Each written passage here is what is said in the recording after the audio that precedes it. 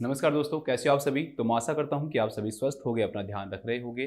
तो जैसे कि हमारी एनक्लेक्स की मोस्टली जो सीरीज है दोस्तों वो चल रही है, और हमने जो 50 जो क्वेश्चन है दोस्तों उनको बहुत अच्छे तरीके से हमने पढ़ा है, उनको याद किया है। मैंने आपको तरीका बताया है कि उनको हम कैसे याद रख सकते हैं, उनके शॉर्ट जो फॉर्म है वो बनाई है। तो मैं ये भी आपसे उम्मीद करूंगा कि जो पिछले जो क्वेश्चन है दोस्तों वो आप साथ साथ उनको भी याद करते रहोगे, क्योंकि मेरा सिर्फ ये मकसद नहीं है कि मैं डेली आपको 10 क्वेश्चन करवा दूं और ये कंप्लीट हो जाए कोर्स। मैं चाहता हूं कि जितने भी जो क्वेश्चन है दोस्तों आप यहाँ पर पढ़ते हो वो आपको कंप्लीटली याद होने चाहिए। वो आप कैसे याद होंगे, जैसे कि आप जानते हो कि दोस्तों मोस्टली जो बुक है वो थोड़ी टफ बुक है। इसमें जो याद करना है बड़ा टफ हो जाता है, मुश्किल हो जाता है। तो आप उसको याद करने के लिए आपको बार बार रिवाइज करना पड़ेगा। तो आप जब आप रिवाइज ज़्यादा से ज़्यादा करोगे तो वो ऐसे बैठ जाएंगे आपके, आप खुद कहोगे कि हाँ सर अब ये क्वेश्चन हम कभी भूल ही नहीं सकते। तो एक बार मैं आपको पढ़ा देता हूँ, तो कम से कम आपको एक बार तो और रिवाइज करना पड़ेगा उनको, ठीक है। वैसे अगर आप बिना मेरे से पढ़े हुए रिवाइज आप खुद पढ़ते और फिर आप रिवाइज करते तो लगभग कम से कम 3 से 4 बार पढ़ना पड़ता है। लेकिन जब एक टीचर पढ़ाता है, हर चीज़ को एक्सप्लेन कर देता है, तो वो चीज़ें माइंड में जल्दी बैठती हैं। तो फिर भी आपको दोस्तों एक बार मेरे से पढ़ना पड़ेगा और एक बार तो आपको कम से कम रिवाइज भी करना पड़ेगा। तो हमने 50 क्वेश्चन पढ़ लिए हैं, एक बार आप उनको जाकर वापस से उनको रिवाइज कर लो। आज हम क्वेश्चन नंबर 51 से 60 तक पढ़ेंगे। तो थोड़ा सा इसमें वेरिएशन मिल सकता है आपको, कि ये जो क्वेश्चन नंबर 51 है हो सकता है कि उसमें 54 या 55 हो। मैं आपको बार बार बताता हूँ कि सेलेक्ट ऑल द अप्लाई वाले जो क्वेश्चन है वो मैंने हटा दिए हैं, क्योंकि वो हमारे एग्जाम का पैटर्न नहीं है। एक से ज़्यादा ऑप्शन वाले जो क्वेश्चन है वो हमारे एग्जाम में नहीं आते हैं। तो हम शुरू करते हैं आज की हमारी क्लास। और आज की हमारी क्लास का जो पहला जो हमारे सामने क्वेश्चन है दोस्तों वो है क्वेश्चन नंबर 51। क्वेश्चन नंबर 51 क्या कह रहा है कि when encouraging a client to cup and deep breath. एक क्लाइंट है दोस्तों, उसको किस चीज़ के लिए एनकरेज किया जा रहा है, उसको कहा जा रहा है, बढ़ावा दिया जा रहा है कि भाई आप ज़्यादा से ज़्यादा क्या करो, कपिंग करो और ज़्यादा से ज़्यादा डीप ब्रीथिंग करो। तो कपिंग का मतलब यहाँ पे है तेज सांस लेकर बाहर निकालना, ठीक है, और डीप ब्रीथ करना। आफ्टर ए बाईलैटरल मैस्टेक्टोमी, तो उस पर्सन का दोस्तों कौन सी सर्जरी हुई है, उसके जो ब्रेस्ट है दोनों तरफ से क्या कर दिए गए हैं, रिमूव कर दिए गए हैं। दोनों जो ब्रेस्ट है दोस्तों वो रिमूव कर दिए गए हैं। तो इस सर्जरी को हम किस नाम से जानते हैं, बाईलैटरल मैस्टेक्टोमी के नाम से जानते हैं। इसके बारे में हमने थोड़ा पिछली जो हमारी क्लास थी उसमें भी पढ़ा था कि बाईलैटरल जो मैस्टेक्टोमी होता है वो क्या होता है। तो इसमें द क्लाइंट सेज, ठीक है, एक क्लाइंट को आप एनकरेज कर रहे हो कि भाई आप ज्यादा से ज्यादा कप और डीप ब्रीथ करो, उसकी जिसकी सर्जरी हुई है बायलैटरल मैस्टेक्टोमी की। लेकिन क्लाइंट क्या कह रहा है आपसे, क्लाइंट ये कह रहा है कि लिव मी अलोन, मुझे अकेला छोड़ दो। डोंट यू नो, क्या तुम नहीं जानते, आई एम इन पेन। मतलब कि वो ये कहना चाह रहा है कि दोस्तों मैं ये जो डीप ब्रीथिंग आप करवा रहे हो ना, क्लाइंट की मैस्टेक्टोमी हुई, आप उसको कह रहे हो भाई गहरी गहरी सांसें लो। पेशेंट क्या कह रहा है, भाई तुम्हें पता नहीं है क्या मुझे कितनी तेज दर्द हो रहा है, तुम एक काम करो मुझे अकेला छोड़ दो, मैं नहीं करूंगा, ये चीज मेरे से नहीं हो पाएगी, मैं हाथ जोड़ रहा हूं तुम्हारे सामने। ठीक है, ये क्या कौन कह रहा है दोस्तों, पेशेंट कह रहा है। तो क्लाइंट ये कह रहा है कि लीव मी अलोन, मुझे अकेला छोड़ो, तुम्हें नहीं पता कि मैं दर्द में हूँ। दर्द का मतलब यहाँ पर ये कहना चाह रहा है दोस्तों वो कि जब मैं डीप ब्रीथ करता हूँ ना तो मुझे थोड़ा सा क्या होता है दोस्तों, पेन होता है, और मैं नहीं चाहता कि मैं मेरा ये जो पेन और बढ़े, इसलिए मुझे आप अकेला छोड़ो, ये मैं नहीं करने वाला। What is the nurse most therapeutic response. ठीक है, थेराप्यूटिक मतलब ट्रीटमेंट से रिलेटेड जो रेस्पॉन्स है, पॉजिटिव जो रेस्पॉन्स है दोस्तों वो क्या होगा इस क्वेश्चन के अंदर। तो पहली चीज दोस्तों इस क्वेश्चन के अंदर हमारे लिए समझना जो जरूरी है वो ये है कि उस क्लाइंट को डीप ब्रीथ के लिए क्यों कहा गया है। अगर किसी भी क्लाइंट को डीप ब्रीथ के लिए कहा गया है तो कुछ तो रीजन होगा ना दोस्तों। तो देखो उस क्लाइंट की दोस्तों मैस्टेक्टोमी हुई है। इस क्लाइंट की क्या हुई है, एक सेकंड,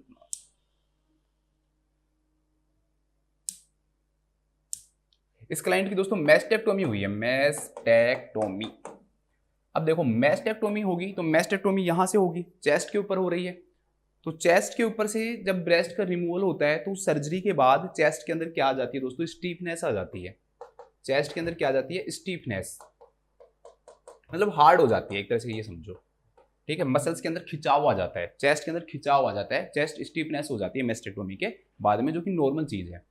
तो एक्चुअली में नॉर्मली क्या होता है दोस्तों कि अगर किसी भी क्लाइंट के अंदर चेस्ट स्टीफनेस आ गई ना, तो स्टीफनेस के कारण वो जो क्लाइंट है दोस्तों वो ब्रीथ सही से नहीं कर पाता और वो सैलो ब्रीथिंग करता है। सैलो क्या करता है दोस्तों, वो ब्रीथिंग करता है, मतलब आराम आराम से सांस लेता है। जो डीप ब्रीथ है, जो नॉर्मल जो ब्रीथिंग है वैसी ब्रीथिंग वो नहीं कर पाता, नॉर्मल ब्रीथिंग भी नहीं कर पाता, वो सैलो ब्रीथिंग करता है। दूसरी चीज दोस्तों, ये जो क्लाइंट है इसके जो लंग्स हैं जितने एक्सपेंड होने चाहिए उतने एक्सपेंड नहीं हो पाते हैं। क्यों? क्योंकि उसके अंदर चेस्ट के अंदर स्टीफनेस आ गई, वो सैलो ब्रीथिंग कर रहा है, तो लंग्स तो एक्सपेंड कैसे होंगे? लंग्स तो जब एक्सपेंड होंगे ना, जब हम नॉर्मल रेस्पिरेशन करेंगे, तो लंग्स का जो एक्सपेंशन है वो भी सही से नहीं हो पाता, तो लंग्स का एक्सपेंशन भी क्या हो जाता है? कम हो जाता है। इसके अलावा दोस्तों stasis of respiratory secretions, respiratory secretions, जब हम ब्रीथिंग नहीं करेंगे तो जो हमारे जो रेस्पिरेटरी जो सीक्रेशन है वो एक जगह क्या हो जाते हैं दोस्तों? रुक जाते हैं, उसे हम रुकना, स्टेसिस का मतलब रुकना। तो रेस्पिरेटरी जो सीक्रेशंस है दोस्तों वो एक जगह क्या हो जाते हैं? रुक जाते हैं। तो ये तीनों जो रीजन है ना, ये सर्जरी के कारण हो रहे हैं। तो ये गलत चीजें हो रही हैं, बुरी चीज हो रही है ये, ठीक है? ऐसा नहीं होना चाहिए। और तीनों का रीजन क्या है दोस्तों? मेनली चेस्ट की क्या है दोस्तों? स्टीफनेस है। सिंपल सी भाषा में समझो, अगर ये तीनों सेंटेंस याद भी नहीं करो तो बस इतना याद ध्यान रखो कि जो पर्सन है ना, वो जैसी ब्रीथिंग नॉर्मल करनी चाहिए वैसी ब्रीथिंग वो नहीं कर पा रहा है। बस एक सेंटेंस के अंदर आप ऐसा कह सकते हो। अगर आप पूछोगे मुझसे कि सर हम इन तीनों को याद करेंगे, तो मत याद करो। बस मैंने आपको सिंपल वे में समझाने के लिए आपको बताया कि क्या क्या प्रॉब्लम्स हो सकती हैं मैस्टेक्टोमी के बाद, और हम क्यों किसी भी क्लाइंट को डीप ब्रीथिंग के लिए कहते हैं। अब दोस्तों अगर क्लाइंट डीप ब्रीथिंग करेगा तो डीप ब्रीथिंग करने से क्या होगा? एक तो उसके लंग्स क्या होंगे? अच्छे से एक्सपेंड होंगे, और जो इस सीक्रेशन से क्या निकलेंगे? बाहर निकलेंगे, ठीक है? इसलिए हम क्लाइंट को कफ एंड डीप ब्रीथिंग के लिए कहते हैं, ताकि वो जो सीक्रेशन है वो कफिंग के थ्रू क्या निकले? बाहर निकले, और डीप ब्रीथिंग के थ्रू बाहर निकले, लंग्स एक्सपेंड हो, अच्छे से ऑक्सीजन आए और CO2 बाहर जाए। ये रीजन होता है कि क्लाइंट को हम डीप ब्रीथिंग के लिए कहते हैं। अब चेस्ट के अंदर जब स्टीफनेस होगी ना, तो उस क्लाइंट को थोड़ा तो क्या होगा दोस्तों? पेन होगा। अब वो क्लाइंट उस पेन से डर जाता है, उसको हम कहते हैं तेज सांस लो, तो वो नहीं लेता, तो वो कहता है कि भाई मुझे छोड़ो, अकेला मुझे नहीं लेना। तो नर्स को क्या कहना चाहिए उस क्लाइंट को? तो देखो ऑप्शन नंबर सेकंड क्या कह रहा है कि we will start this tomorrow. चलो कोई नहीं, अगर तुम्हारे से नहीं हो पा रहा तो छोड़ो, हम इसको कल करेंगे। I will give you something for your pain, मैं तुम्हें दर्द के लिए और कुछ दे देती हूँ। अब दोस्तों ये तो ऐसा हो गया कि कोई भी पेशेंट आपके पास आया और आपको डॉक्टर ने पेशेंट को कहा कि आपको उसको कैनुला लगाना है और फिर उसके इंजेक्शन लगाने हैं, और पेशेंट आपको ये कह रहा है कि नहीं मेरे तो क्या होगा, कैनुला लगाने से दर्द होगा, या फिर सैंपल लेना चाह रहे हो आप, तो आप वो कहेगा नहीं सैंपल लेने से मेरे तो दर्द होगा, और आप उसको फिर क्या कहो? आप ये कहो कोई बात नहीं कल आ जाना। क्या ये कोई सॉल्यूशन है? क्या ये कोई परमानेंट सॉल्यूशन है? दूसरी बात, रेस्पिरेटरी सीक्रेशंस अगर कलेक्ट होते रहेंगे, लंग्स एक्सपेंड नहीं होगा, तो आज की जो कंडीशन है ना उससे बुरी कंडीशन कल होगी, और कल से ज्यादा परसों होगी। तो हम अगले दिन के ऊपर टाल नहीं सकते हैं। तो ये चीज जो कह रहा है ये we will start this tomorrow, ये बिल्कुल क्या है दोस्तों? यहाँ पे गलत है। ऐसा कुछ नहीं है, आपको उसी दिन करवाना पड़ेगा। आपको उसको इस वे में कहना पड़ेगा कि पेशेंट को क्या लगे, खुशी भी हो, उसको बुरा भी नहीं लगे, और उसको पता भी चले कि ये चीज क्या है दोस्तों उसके लिए जरूरी है। तो ये ऑप्शन क्या हो गया? गलत हो गया। आप अगले दिन पे नहीं डाल सकते, ये इंक्रीज करेगा और रेस्पिरेटरी सिक्रेशंस को। नेक्स्ट ऑप्शन में नर्स क्या कह रही है? I understand that you are in pain, मैं समझ रही हूं कि आप दर्द में हो, ठीक है? इंपैथेटिक कह दिया उसने, उसके प्रति सहानुभूति दर्शा दी।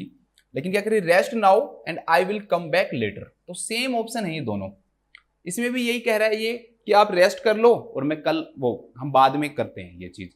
मुझे समझ में आ गया कि आप दर्द में हो तो आप रहने दो, आपसे डीप ब्रीथिंग एक्सरसाइज नहीं हो रही तो आप इसको छोड़ दो और हम इसको बाद में करेंगे। तो सेम बात वही हो गई। अगर ऐसे ही रेस्पिरेटरी सीक्रेशंस दोस्तों कलेक्ट होते रहे तो वो जो क्लाइंट है that will be risk of atelectasis, उस क्लाइंट को एटिलेक्टेसिस भी हो सकता है, और हमें इसे बचाना है। तो हम इसको न तो टुमारो को थोपेंगे कि भाई तुम कल कर लेना, और न उसको हम बाद में। तो दोनों ही ऑप्शन क्या हो जाएंगे दोस्तों? गलत हो जाएंगे। हमें अभी करवाना होगा उसे, जब जरूरत है उसी टाइम करवाएंगे, बाद में थोड़ी करवाएंगे। तो नाउ मतलब अभी करना है। तो ये ऑप्शन भी क्या हो गया दोस्तों? आपका गलत हो गया। Your pain is to be expected but you must attempt to expand your lungs. ये ऑप्शन है बहुत अच्छा ऑप्शन है, ऐसा लगेगा कि जैसे आंसर यही है, लेकिन मैं आपको रीजन बताऊंगा कि ये आंसर क्यों नहीं है। इसमें कह रहा है कि your pain is to be expected, मतलब कि जो आपको जो पेन हो रहा है वो हम एक्सपेक्ट कर रहे हैं, आपको पेन जरूर हो रहा होगा, ये हम मान रहे हैं, ये हमें पता है कि सर्जरी के बाद में क्या होता है दोस्तों? पेन होता है अगर आप ज्यादा डीप ब्रीथिंग की कोशिश करते हो तो। But you must attempt to expand your lungs, लेकिन आपको आपके जो लंग्स है उनको एक्सपेंड करना क्या है दोस्तों? जरूरी है। इससे ये चीज तो फैक्ट है कि ये भाई राइट ऑप्शन है, मतलब कि ये जो कह रहा है वो सही कह रहा है, राइट ऑप्शन नहीं है, ये जो कह रहा है वो सही कह रहा है। लेकिन इससे पेशेंट का जो पेन है वो कम नहीं होगा, और हमें पेशेंट का पेन भी थोड़ा सा क्या करवाना है दोस्तों, कम करवाना है, क्योंकि पेशेंट किस चीज से डर रहा है दोस्तों, पेन से डर रहा है। यहां तो हमने उसको सीधा ये कह दिया कि हाँ भाई आपके पेन होगा ही होगा, आपको ये करना होगा, ठीक है, इससे इसको करोगे तो आपको फायदा मिलेगा, आपके लंग्स एक्सपेंड होंगे। ये तो चलो ठीक है, वो सही कह रही है कि भाई उसको पेन है, एक्सपेक्टेड है, और उसके जो लंग्स हैं वो क्या होने चाहिए, एक्सपेंड होने चाहिए। लेकिन पेशेंट को फायदा नहीं मिला ना इसको कहने से कुछ, वो तो वही बात हो गई ना, पेशेंट को सीधा कह दे तुम्हारे लिए फायदेमंद है, ये बात तो पेशेंट को पहले भी पता थी ना कि मुझे फायदेमंद है।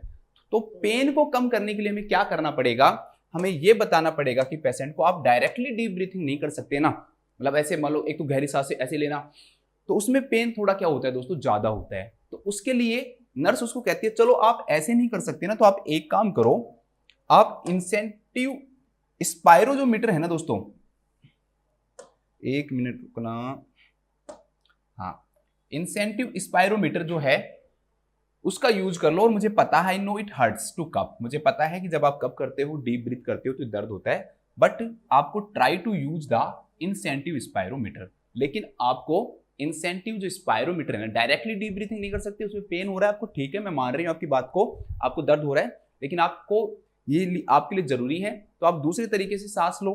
तो वो सांस कैसे लोगे आप, इंसेंटिव स्पायरोमीटर के थ्रू क्या लोगे दोस्तों, सांस लोगे, जिसमें जोर जोर से फूंक देते हैं और बॉल क्या चली जाती है, ऊपर चली जाती है, वो स्पायरोमीटर होता है, आप सबको पता है उसके बारे में। जिस बच्चे को नहीं पता एक बार गूगल पे इसकी जो इमेज है एक बार जरूर देख लेना, ठीक है, मेरे कहने से ये इमेज जरूर देख लेना डाल के कि स्पायरोमीटर क्या होता है।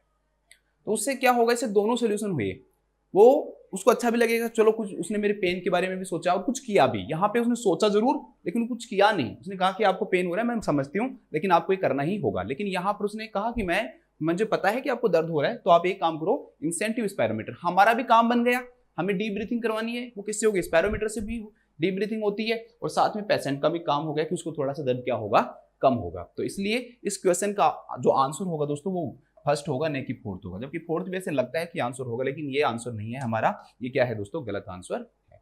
ठीक है, अब आप इसको लिख लो।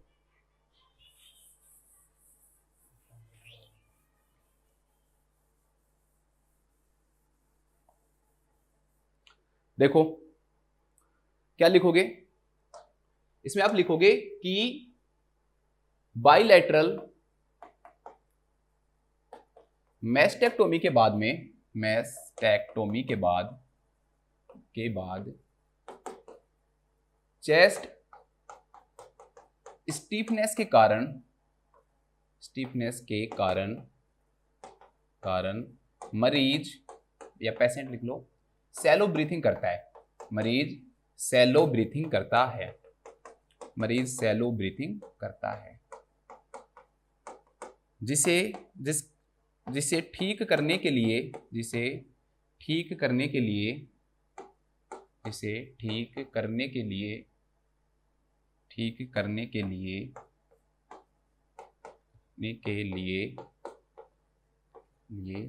मरीज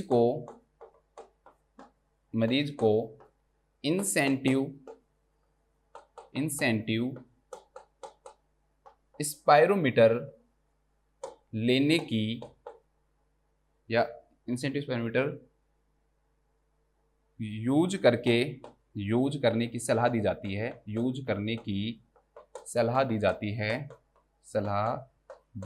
है। एक लाइन और लिख लो बस, खत्म हो जाएगा, क्योंकि डायरेक्टली मतलब बिना इंसेंटिव स्पायरोमीटर के, क्योंकि directly cough and deep breathe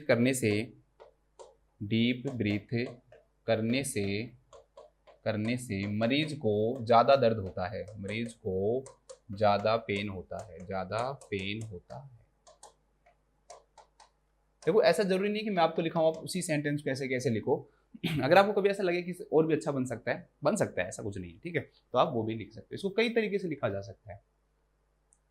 तो ये हमारा क्वेश्चन हो गया, क्वेश्चन नंबर 51। इसके बाद हम बात करते हैं नेक्स्ट क्वेश्चन की। यहाँ पर ये कहाँ से आ गया जी,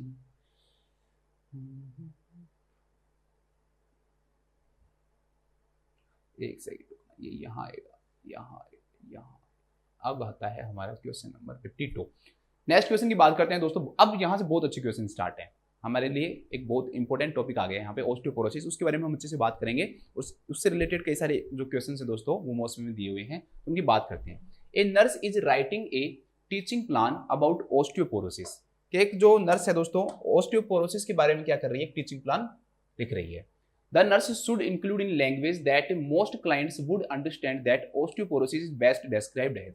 सिंपल सी बात दोस्तों ये है कि ऑस्टियोपोरोसिस होता क्या है, आपको उसको बताना है। सिंपल सी लैंग्वेज में आपको पेशेंट को ये बताना है, ठीक है, ये बताना है आपको कि ऑस्टियोपोरोसिस जो है वो क्या होता है। एवेस्कुलर नेक्रोसिस होता है, पैथोलॉजिकल फ्रैक्चर्स होते हैं, हाइपरप्लेजिया ऑफ द ऑस्टियोब्लास्ट होते हैं, या डिक्रीज इन बोन सब्सटेंस होता है। चलो बात करते हैं। सबसे पहली बात डेफिनेशन की दोस्तों। ऑस्टियो मतलब बोन, और पोर्स का मतलब क्या होता है, पोरोसिस का मतलब होता है छिद्र होना, मतलब बोन का वीक होना या कमजोर होना। क्या कहलाता है दोस्तों, ऑस्टियोपोरोसिस कहलाता है।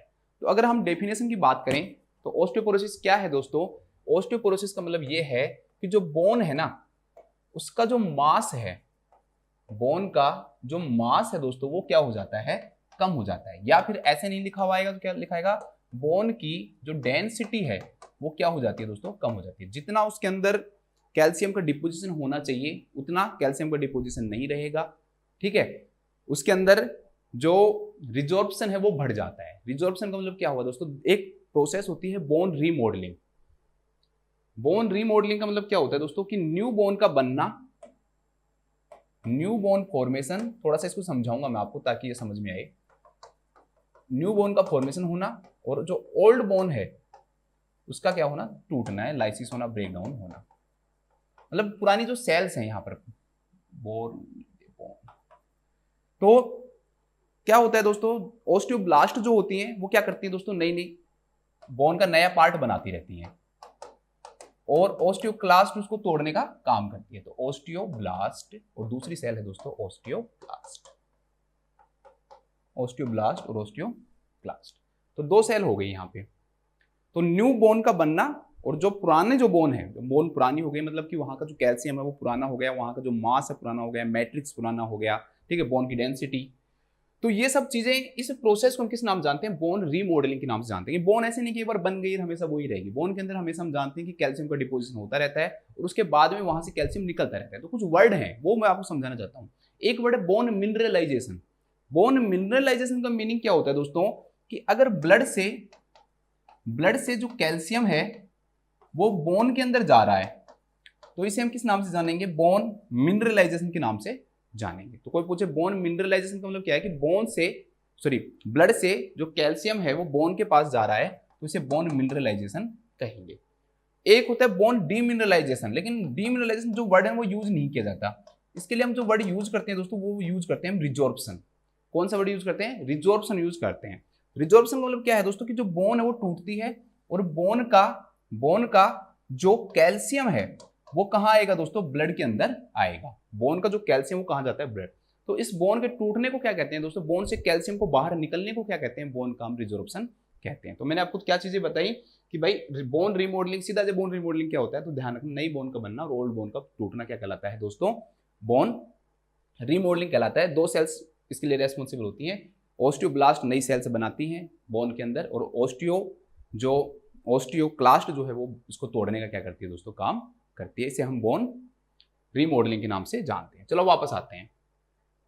तो इसमें क्या होगा दोस्तों कि बोन का जो मास जो है ना वो क्या हो जाता है, कम हो जाता है, बोन की डेंसिटी। ऐसे मान लो कि बोन के अंदर जो कैल्शियम जितना होना चाहिए, मिनरल्स जितने होने चाहिए वो क्या हो जाते हैं दोस्तों, कम हो जाते हैं। वो क्या हो जाते हैं, कम हो जाते हैं, जिससे पर्सन को चांसेज ऑफ फ्रैक्चर हो जाते हैं, जिससे पर्सन को चांसेज ऑफ फ्रैक्चर हो जाते हैं।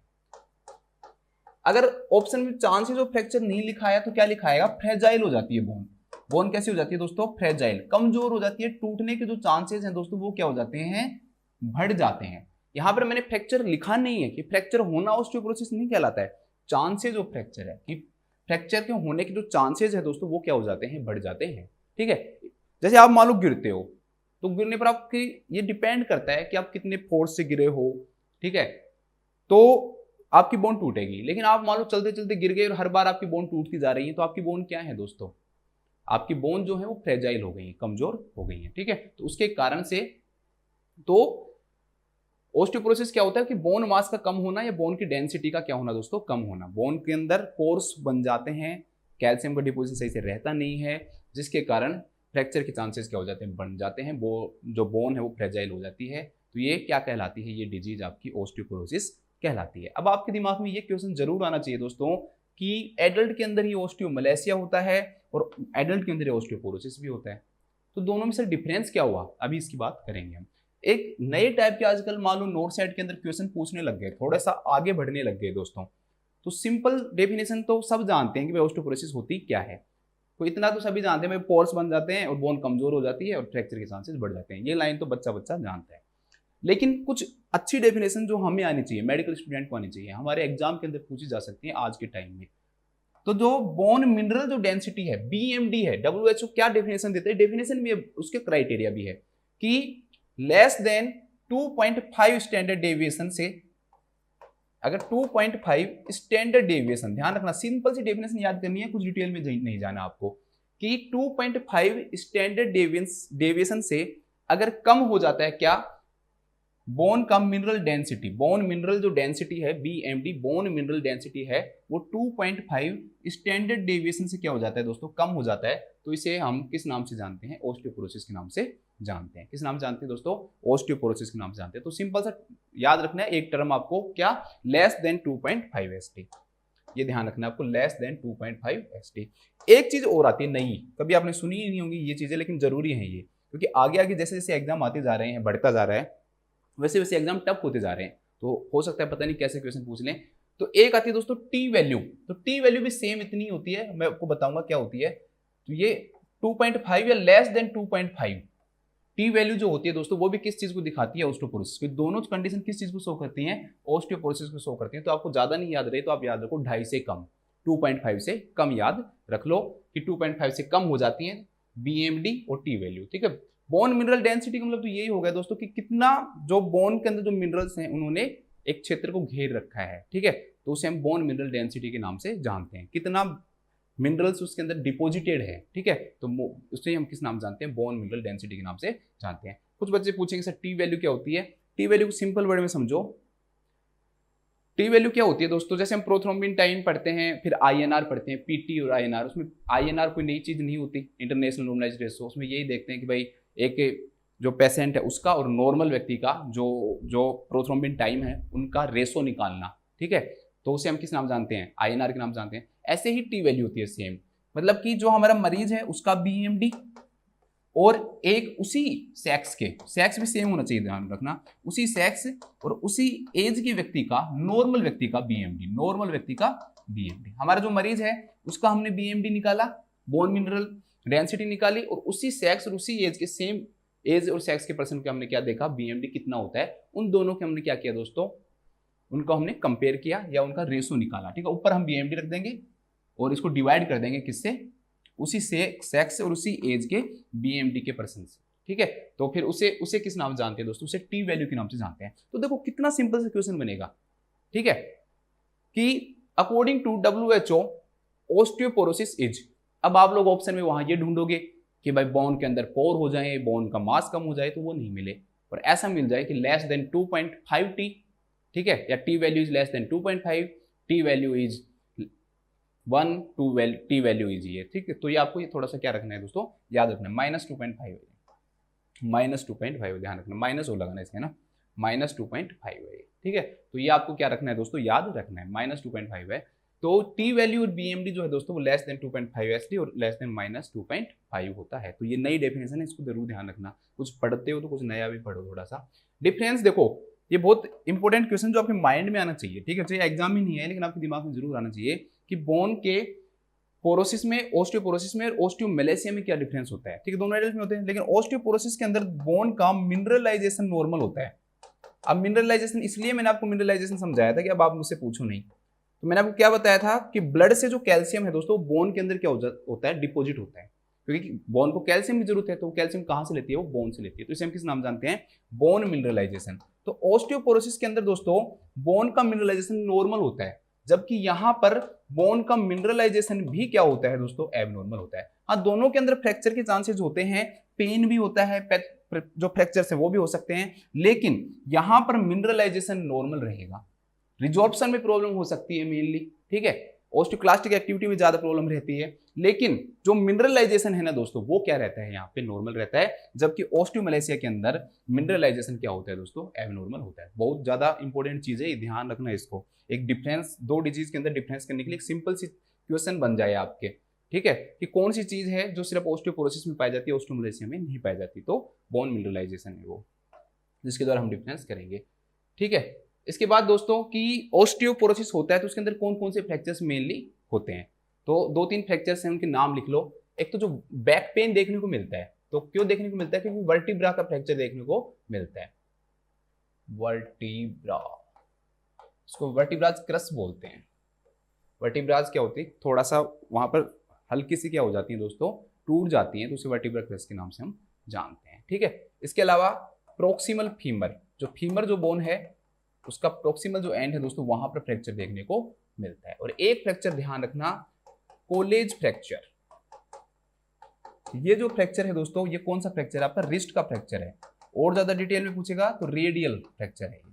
कौन सा फ्रैक्चर है, रेडियल फ्रैक्चर। तो ये तीन फ्रैक्चर है दोस्तों, ये ज्यादा देखने को मिलते हैं, ठीक है, vertebra cross, proximal femur fracture और कोलेज फ्रैक्चर, तो तीनों आपको याद रखने हैं। अब ये बहुत इंपॉर्टेंट है, इससे इतने सारे क्वेश्चंस बनते हैं, ओबीजी के अंदर भी बनते हैं, आपके अंदर मेडिकल सर्जिकल नर्सिंग में भी बनते हैं, कि कैसे चीजें कम ज्यादा होती हैं। और आप कई सारे ऐसे क्वेश्चन पढ़ोगे, आप पढ़ोगे कि मीनोपोज के अंदर कैल्शियम का लेवल क्यों चेंज होता है, क्यों ओस्टियोपोरोसिस के चांसेस बढ़ जाते हैं, क्यों फ्रैक्चर ऑफ बोन के चांसेस बढ़ जाते हैं। तो ये चीजें अगर आपने पढ़ ली ना तो आपको पक्का ये समझ में आ जाएगा। ध्यान रखना, एस्ट्रोजन ओस्टियोपोरोसिस में कम पाया जाता है, ठीक है, इसलिए ही मीनोपोज में क्या होता है, एस्ट्रोजन का लेवल क्या हो जाता है दोस्तों, कम हो जाता है। और एस्ट्रोजन का लेवल कम होगा तो कैल्शियम का जो मिनरलाइजेशन है ना वो क्या हो जाता है, वो क्या हो जाता है दोस्तों, कम हो सकता है, ठीक है, किसी कंडीशन के अंदर। या फिर ऐसे मान लो कि जो ओस्टियोक्लास्टिक जो एक्टिविटी वो क्या हो जाती है, बढ़ जाती है, ठीक है।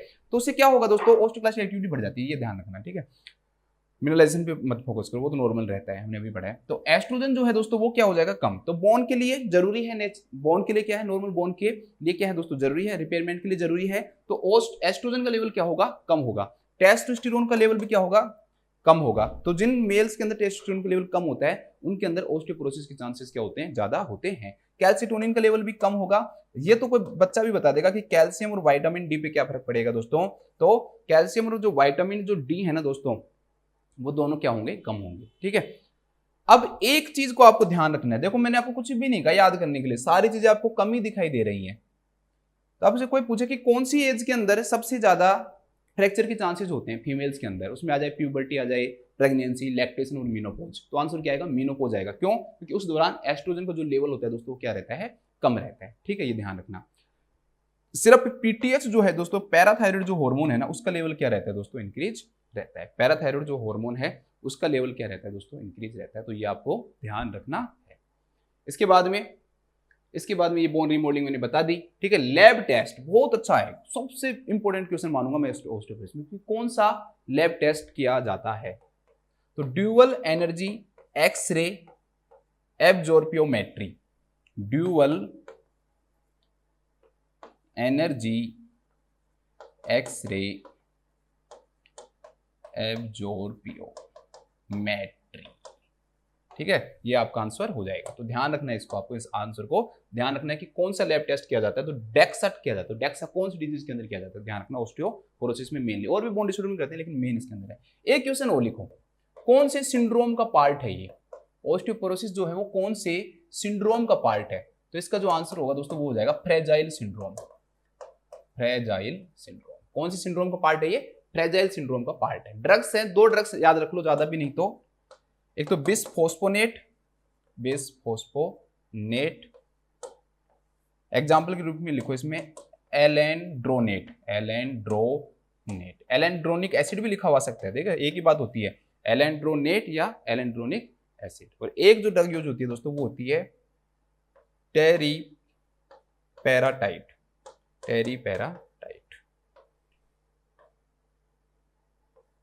टेरीपैराटाइड जो है दोस्तों वो ओस्टियोब्लास्ट सेल की एक्टिविटी को बढ़ाती है। बहुत इंपॉर्टेंट है, आगे क्वेश्चन बनेगा आपसे, उस टाइम पूछूंगा भी मैं। ओस्टियोब्लास्ट जो एक्टिविटी है उसको क्या करती है दोस्तों, इंक्रीज करती है। और बिसफॉस्फोनेट जो है ना दोस्तों, वो ओस्टियोक्लास्ट एक्टिविटी को कम करती है, इसलिए यूज करते हैं इनको हम। और थोड़ा सा टेरिपेराटाइड के बारे में आपको आगे बताऊंगा। ये फॉस्फोरिक एसिड से रिलेटेड है बिसफॉस्फोनेट। तो ओस्टियोक्लास्टिक जो एक्टिविटी है दोस्तों उसको क्या करती है, ये कम करती है। ओस्टियोक्लास्टिक एक्टिविटी को क्या करती है, ये कम करती है, और ये ओस्टियोब्लास्टिक एक्टिविटी को बढ़ाती है। तो बोन के लिए क्या जरूरी है, ओस्टियोब्लास्ट का ज्यादा होना और ओस्टियोक्लास्ट का कम होना, क्योंकि ओस्टियोक्लास्ट ब्रेन को ब्रेक डाउन करवा रही है और ओस्टियोब्लास्ट नई बोन का फॉर्मेशन करवा रही है। यहां पर यही हो रही है। तो एक ड्रग ओस्टियोब्लास्ट को बढ़ा रही है और दूसरी ड्रग क्या कर रही है दोस्तों, ओस्टियोक्लास्ट को कम करवा रही है। इसलिए दो ड्रग यूज करते हैं। थोड़ा सा नाम याद रख लेना, क्योंकि डायरेक्टली क्वेश्चन बन जाए। मान लो कि एलेंड्रोनिक जो एसिड एलेंड्रोनेट है कौन सी डिजीज में यूज करते हैं, या फिर टेरिपेराटाइड किस में यूज करते हैं। ठीक है, ये हो गया आपका, बहुत है इतना, आप इतना पढ़ लिया बहुत है आपके लिए। अभी से ऐसा नहीं है कि आप सर आपने एक क्वेश्चन में इतने सारे चीजें बता दी, ये आपके लिए इंपॉर्टेंट थी तो वो बताना जरूरी भी था आपके लिए। ठीक है, चलो नेक्स्ट देखते हैं। अब इस क्वेश्चन के अंदर सिंपल सी आपको एक लाइन बतानी है दोस्तों, ओस्टियोपोरोसिस होता क्या है। तो इतना सारा चीज मैंने आपको बताया है। बोन मास का कम होना, तो यहाँ पर ये लिखा हुआ है, देखो दूसरी लैंग्वेज में लिखा हुआ है बस, डिक्रीज इन बोन सब्सटेंस, कि बोन सब्सटेंस क्या हो जाती है दोस्तों, डिक्रीज हो जाती है। अब इनमें से इनको ऑप्शन बताने का कोई फायदा भी नहीं। देखो एवेस्कुलर नेक्रोसिस, तो नेक्रोसिस जो वर्ड है दोस्तों वो हमने कहीं पढ़ा है कि भाई ब्लड वेसल्स की सप्लाई नहीं होने के कारण नेक्रोसिस होने लग गई या ब्लड की सप्लाई कम हुई, ऐसा हमने कहीं नहीं पढ़ा। तो एवेस्कुलर नेक्रोसिस के कारण ओस्टियोपोरोसिस नहीं होता है। ठीक है, इसमें देखा सीधा ही देख दिया इसने कि ओस्टियोपोरोसिस क्या होता है, पैथोलॉजिकल फ्रैक्चर्स होते हैं। तो फ्रैक्चर के चांसेस जरूर होते हैं उसके अंदर, ऐसा नहीं होता कि पैथोलॉजिकल फ्रैक्चर ही वो कहलाएंगे, फिर तो सारे फ्रैक्चर ही क्या हो गए, ओस्टियोपोरोसिस हो गए दोस्तों। तो वो भी क्या है आपका गलत है। ठीक है, ये कौन से सिंड्रोम का पार्ट है, फ्रेजाइल सिंड्रोम का। आप सोचोगे सर कैसे, तो फ्रेजाइल सिंड्रोम का मतलब ये होता है दोस्तों कि फ्रेजाइल का मतलब कमजोर होना। तो बोन क्या हो जाती है, कमजोर हो जाती है। कई सारी डिजीज ऐसी हैं उस सिंड्रोम के अंदर इंक्लूड हैं जिनके अंदर क्या होती है दोस्तों, बोन के फ्रैक्चर के चांसेस बढ़ जाते हैं। इसलिए किस कौन से सिंड्रोम का पार्ट है, फ्रेजाइल सिंड्रोम का पार्ट है। हाइपरप्लेजिया ऑफ द ओस्टियोब्लास्ट, भाई ओस्टियोब्लास्ट की तो वैसे ही कमी होगी, हाइपरप्लेजिया क्यों होगा, हाइपरप्लेजिया तो ओस्टियोब्लास्ट ज्यादा बनेगी, बोन फॉर्मेशन ज्यादा होगा, तो बोन के अंदर पोर्स क्यों होंगी, बोन कमजोर क्यों होगी। तो बोन का सब्सटेंस कम होना, बोन का मास कम होना, बोन का मैट्रिक्स कम होना, कैसे भी तरीके से क्वेश्चन पूछा जा सकता है। तो ये ध्यान रखना है थोड़ा कि इसके अंदर बोन का जो सब्सटेंस है दोस्तों वो क्या हो जाता है, डिक्रीज हो जाता है। अब देखो एक लाइन के अंदर इसको लिखेंगे, बस छोटी सी लाइन कि ओस्टियोपोरोसिस का मीनिंग बोन मास का कम होना है या बोन सब्सटेंस का कम होना है। ओस्टियोपोरोसिस का मीनिंग बोन मास लिख दो या बोन सब्सटेंस लिख दो, बोन सब्सटेंस का कम होना है, कम होना है, बोन सब्सटेंस का कम होना है। बस एक छोटा सा सेंटेंस है ये क्वेश्चन में। चलो नेक्स्ट क्वेश्चन देखते हैं। नेक्स्ट जो हमारे सामने क्वेश्चन है दोस्तों वो क्या है कि द प्लान, अब सारे क्वेश्चन इससे रिलेटेड ही आएंगे तो अब आपको ज्यादा एक्सप्लेनेशन की जरूरत नहीं पड़ेगी। देखो नेक्स्ट क्वेश्चन क्या है दोस्तों, the plan of care for a client with osteoporosis include active and, ठीक है, आप एक पेशेंट को प्लान कर रहे हो कि उसको केयर प्रोवाइड कर रहे हो, किस चीज का पेशेंट है, ओस्टियोपोरोसिस का, तो आप उसको क्या करवा रहे हो, एक्टिव एंड पैसिव एक्सरसाइज करवा रहे हो। ठीक है, अभी क्यों करवा रहे हैं वो भी यहाँ पर ही समझा देंगे हम। कैल्शियम सप्लीमेंट क्यों दे रहे हैं ये बताने की आपको जरूरत पड़नी नहीं चाहिए, और डेली वाइटामिन भी दे रहे हैं। ठीक है, तो ये भी बताने की जरूरत नहीं पड़नी चाहिए। तो वाइटामिन कैल्शियम सब जरूरी होते हैं बॉडी के लिए, और कैल्शियम बोन के लिए सबसे ज्यादा जरूरी है ही। विटामिन मींस विटामिन डी है वो जरूरी है कैल्शियम की एब्जॉर्प्शन के लिए, तो विटामिन दे रहे हैं, इसलिए हम विटामिन दे रहे हैं। इसमें क्वेश्चन है, how does a nurse determine that the desired effect of therapy is attend. देखो एक सेंटेंस है ये, कई क्वेश्चनों में से ऐसे सेंटेंस मिलेंगे जिससे आप ये समझ पाओगे कि हाँ हो क्या रहा है। इसमें क्या दे रखा है कि आप कैसे ये मानोगे कि जो आप ट्रीटमेंट जो दे रहे हो, मतलब जो एक्सरसाइज करवा रहे हो, कैल्शियम दे रहे हो, डेली विटामिन दे रहे हो, वो काम कर रहे हैं। मतलब डिजायर्ड इफेक्ट मतलब आप क्या चाह रहे हो भाई, क्या हो, ओस्टियोपोरोसिस ठीक हो, तो आपको कैसा पता लगेगा कि आपका जो ट्रीटमेंट है ना वो काम कर रहा है, आपकी जो थेरेपी है ना वो काम कर रही है। आपकी थेरेपी क्या कर रही है दोस्तों, काम कर रही है। देखो समझाता हूं कैसे। पहला ऑप्शन ही पढ़ते हैं, आंसर भी इसका यही है, बता ही देता हूं क्योंकि जरूरी है बताना। मोबिलिटी क्या होती है, इंक्रीज होती है। एक्चुअली में दोस्तों बोन पेन भी देखने को मिलता है ओस्टियोप्लेसिस में। क्या देखने को मिलता है, बोन पेन, बोन पेन और एक chances of fracture, chances of fracture. दोनों चीजों के कारण क्या होगा, बोन पेन होगी, चांसेज ऑफ फ्रैक्चर होंगे। दोनों चीजों के कारण ही दोस्तों जो पर्सन है वो इमोबाइल हो जाएगा। इमोबिलाइज्ड हो जाएगा, लाइज्ड। मतलब कि एक तो उसको चलेगा तो दर्द होगा, एक तो वो चलेगा तो दर्द होगा, तो वो क्या करेगा, वो कहेगा मैं नहीं चलूंगा, तो पर्सन क्या हो जाएगा, इमोबिलाइज्ड होगा। एक दोस्तों उसको फ्रैक्चर का डर रहेगा, उसे वो लगेगा कि मैं कोई भी एक्टिविटी करूंगा ना तो मेरे क्या हो जाएंगे दोस्तों, फ्रैक्चर्स हो जाएंगे। लेकिन जैसे जैसे पेशेंट ठीक होने लगेगा तो उसको पता लगेगा कि हाँ अब मैं ठीक हो रहा हूं, तो उसका दर्द खत्म हो जाएगा, बोन पेन खत्म हो जाएगा। जब उसका दर्द खत्म होगा दोस्तों तो वो जो इमोबिलाइज था, इमोबिलाइज थोड़ी रहेगा, अब वो चलना स्टार्ट कर देगा। अगर पर्सन चलना स्टार्ट कर दिया तो इसका मतलब हमने उस पेशेंट को ठीक कर दिया। और ठीक करने के लिए हमने उसको क्या क्या दिया, हमने उसको कैल्शियम दी, हमने उसको विटामिन दी और हमने उसको एक्सरसाइज करवाई। कैल्शियम और विटामिन जो दी वो तो मैंने बता दिया कि कैल्शियम क्यों देते हैं, कैल्शियम जरूरी है बोन के लिए। विटामिन क्यों देते हैं, क्योंकि विटामिन डी जरूरी है कैल्शियम के एब्जॉर्प्शन के लिए। अगर आप कैल्शियम दे रहे हो विटामिन डी नहीं दे रहे तो कैल्शियम देना भी बंद कर दो, कोई फायदा है नहीं, क्योंकि एब्जॉर्प्शन ही नहीं होगा तो क्या फायदा। अब यहाँ पर एक चीज हो रहा है कि आप उसको एक्टिव और पैसिव एक्सरसाइज करवा रहे हो, तो एक्सरसाइज क्यों करवा रहे हो, अब ये मत कह देना सर स्वास्थ्य के लिए अच्छी होती है, ये तो आपका आंसर थोड़ी है कि स्वास्थ्य के लिए अच्छी होती है। दोस्तों जब पेशेंट के अंदर इमोबिलिटी बढ़ती है, ध्यान रखना ये बात, ये कंसेप्ट है, इसको याद कर लो कि जब पेशेंट के अंदर इमोबिलिटी बढ़ती है, मतलब पेशेंट अगर एक ही जगह बैठा रहता है, ज्यादा हिलता डुलता नहीं है, तो बोन का डीमिनरलाइजेशन बढ़ जाता है, मतलब रिजॉर्प्शन बढ़ जाता है। मतलब कि बोन का जो कैल्शियम है वो वहां से निकल के ब्लड में जाता है। पहले ही बोन कमजोर है और वहां से कैल्शियम निकल के कहां जाएगा, ब्लड में जाएगा, तो ये तो और प्रॉब्लम करेगा। इसलिए पेशेंट को हम कोशिश करवाएंगे कि वो इमोबिलाइज नहीं रहे। तो इसलिए अगर पेशेंट खुद एक्सरसाइज करता है तो ठीक है, नहीं करता तो हम करवाएंगे, पैसिव एक्सरसाइज करवाएंगे, हम खुद मूवमेंट करवाएंगे उसके हैंड का, पैर का, सबका, ताकि बोन का डीमिनरलाइजेशन क्या हो दोस्तों, कम हो। बोन में से जो कैल्शियम बाहर निकला, मतलब रिजॉर्प्शन, जो रिजॉर्प्शन है वो क्या हो, कम हो। और कैल्शियम जो है वो दोस्तों ब्लड से कैल्शियम कहाँ आए, बोन के अंदर आए, न कि हमारे बोन के अंदर पहले से जो कम कैल्शियम है वो वापस कहाँ चला जाए, ब्लड में चला जाए। ऐसा हम नहीं करना चाहेंगे, इसलिए हम पेशेंट को क्या करवाते हैं, एक्सरसाइजेज करवाते हैं। ठीक है, तो सिंपल सा बात है, इस क्वेश्चन का आंसर क्या होगा, मोबिलिटी इंक्रीज, क्योंकि इमोबिलाइज्ड हो जाता है पेशेंट, पेन होता है, फ्रैक्चर के चांसेस होते हैं, तो उसको हमें दूर, अगर वो चीजें दूर हो गई तो पेशेंट अगर मोबिलिटी करना स्टार्ट कर दिया तो हम खुद समझ जाएंगे कि पेशेंट का ट्रीटमेंट सही चल रहा है, पेशेंट आगे की तरफ बढ़ रहा है। फ्यूअर मसल स्पाज्म अकर, भाई अब मसल स्पाज्म क्या होने लग जाएंगे, कम होने लग जाएंगे। भाई मसल स्पाज्म मैंने आपको ऑस्टियोपोरोसिस में कहीं बताया है क्या कि पेशेंट को मसल स्पाज्म होता है क्या, नहीं। किस में होता है, हाइपोकैल्सीमिया में। किस में होता है, हाइपोकैल्सीमिया में। अगर आपसे ये पूछता कि हाइपोकैल्सीमिया का आप ट्रीटमेंट दे रहे हो और उसको कैल्शियम दे रहे हो, आपको कैसे पता लगेगा कि जो पेशेंट है, सेम क्वेश्चन है, सेम क्वेश्चन, मानो कि हाइपोकैल्सीमिया का पेशेंट है, आप उसको कैल्शियम दे रहे हो, आपको कैसे पता लगेगा कि जो पेशेंट है वो ठीक हो रहा है, या पेशेंट का that the desired effect of this therapy is attend. तो दोस्तों कैसे पता लगेगा कि उसका स्पाज्म जो है ना दोस्तों वो क्या होने लग जाएगा, कम होने लग जाएगा। तो हम समझ में आ जाएगा कि भाई उसका ट्रीटमेंट काम कर रहा है। तो इसका ऑस्टियोपोरोसिस से कोई लेना देना नहीं है। There is no muscle spasm in osteoporosis, it is found in the hypocalcemia. ठीक है, next, there is a more regular heart beat. भाई हार्ट बीट का और ऑस्टियोपोरोसिस का भी कोई लेना देना नहीं है। हार्ट बीट का और ऑस्टियोपोरोसिस का हमने कहीं भी ये सिम्टम्स नहीं पढ़े कि कार्डियोवास्कुलर जो सिस्टम है उसके रिलेटेड कोई भी सिम्टम इसके अंदर आ रहा है। हाइपोकैल्सीमिया और हाइपरकैल्सीमिया दोनों के अंदर जरूर पाया जाता है। हाइपोकैल्सीमिया और हाइपरकैल्सीमिया इनमें दोनों में ही होती है, लेकिन यहां पर ऑस्टियोपोरोसिस में डायरेक्ट नहीं होती। ठीक है, STQT, prolonged ST segment and QT interval, दोनों चीजें क्या होती हैं, प्रोलॉन्ग्ड होती हैं इसमें। तो ये क्या हुआ, हार्ट बीट में तो चेंजेस, जब तो इसी में चेंजेस आए तो प्रोलॉन्ग्ड STQT देखने को मिलता है कि इसमें हाइपोकैल्सीमिया में। क्वेश्चन बनता है, ऐसे याद किया करो, इसको याद करने का तरीका है, यहाँ पर STQT, यहाँ पर STT। तो ST जो है यहाँ पर प्रोलॉन्ग्ड है, यहाँ पर शॉर्टेंड रहेगा, क्या रहेगा, शॉर्टेंड। और यहाँ पर T वेव जो है दोस्तों वो वाइडेंड रहेगा।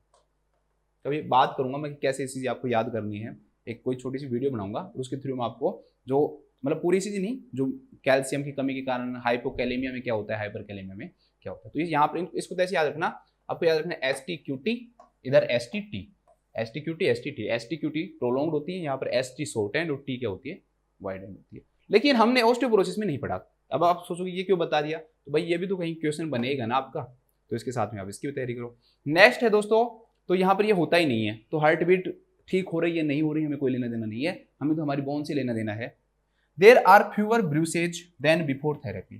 ठीक है, जो रेडनेस हो जाती है, छूने से रेडनेस हो जाती है, ब्रूसेज बन जाते हैं दोस्तों, वो क्या बन रहे हैं, कम बन रहे हैं। वो क्या बन रहे हैं, कम बन रहे हैं। तो ये एक्चुअली में है ना, ये एक्चुअली में होता ही नहीं है ऑस्टियोपोरोसिस में। तो ये एक डिजीज होती है दोस्तों। कौन सी डिजीज होती है कि fragile capillary disease. Fragile capillary disease. भाई वो रेडनेस क्यों हो रही है कि आपकी जो कैपिलरीज है, जो छोटी छोटी कैपिलरीज हैं, सोचो कि वो रेडनेस क्यों हो रही है, वो ब्लड नहीं आ रहा वहां से तो बाहर, लेकिन छोटी छोटी बिल्कुल माइनर जो कैपिलरीज है दोस्तों, उनका ब्रेक डाउन होता है, तब रेडनेस होता है, उसके कारण ब्रूसेज होता है। तो उसे बोलते हैं हम कि फ्रेजाइल कैपिलरी डिजीज बोलते हैं, कि जो आपकी कैपिलरीज है वो बिल्कुल क्या हो गई, कमजोर हो गई हैं। और उसके ट्रीटमेंट के लिए हम विटामिन सी देते हैं। क्या देते हैं, विटामिन सी। तो क्वेश्चन ये बन सकता है कि भाई फ्रेजाइल कैपिलरी जो डिजीज है उसके अंदर आप विटामिन सी दे रहे हो, आपको कैसे पता लगेगा कि पेशेंट ठीक हो रहा है। तो आपको पता लग जाएगा भाई पेशेंट के अंदर अगर ब्रूसेज कम आ रहे हैं तो इसका मतलब आपका विटामिन सी काम कर रहा है। यहाँ पर अगर हार्ट बीट सही काम कर रही है तो आप कह दो कि कैल्शियम सही काम कर रहा है। यहाँ पर आप कह दो कि मसल स्पाज्म में कम हो रहा है तो समझ जाओ हाइपोकैल्सियमिक ट्रीटमेंट सही हो रहा है। तो ये तीनों ऑप्शन भी मैंने आपको अच्छे से समझा दिए हैं, सिर्फ मोबिलिटी के बारे में हमने बात नहीं की है। ठीक है, तो लिख लो अब।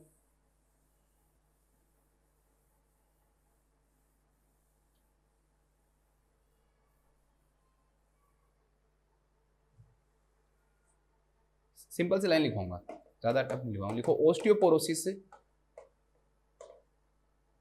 का पेशेंट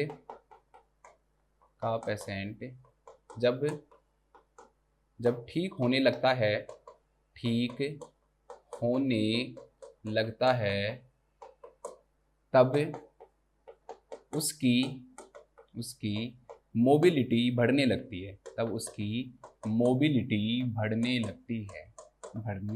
है। चलो एक लाइन और लिख लो। इसके लिए हम पेशेंट को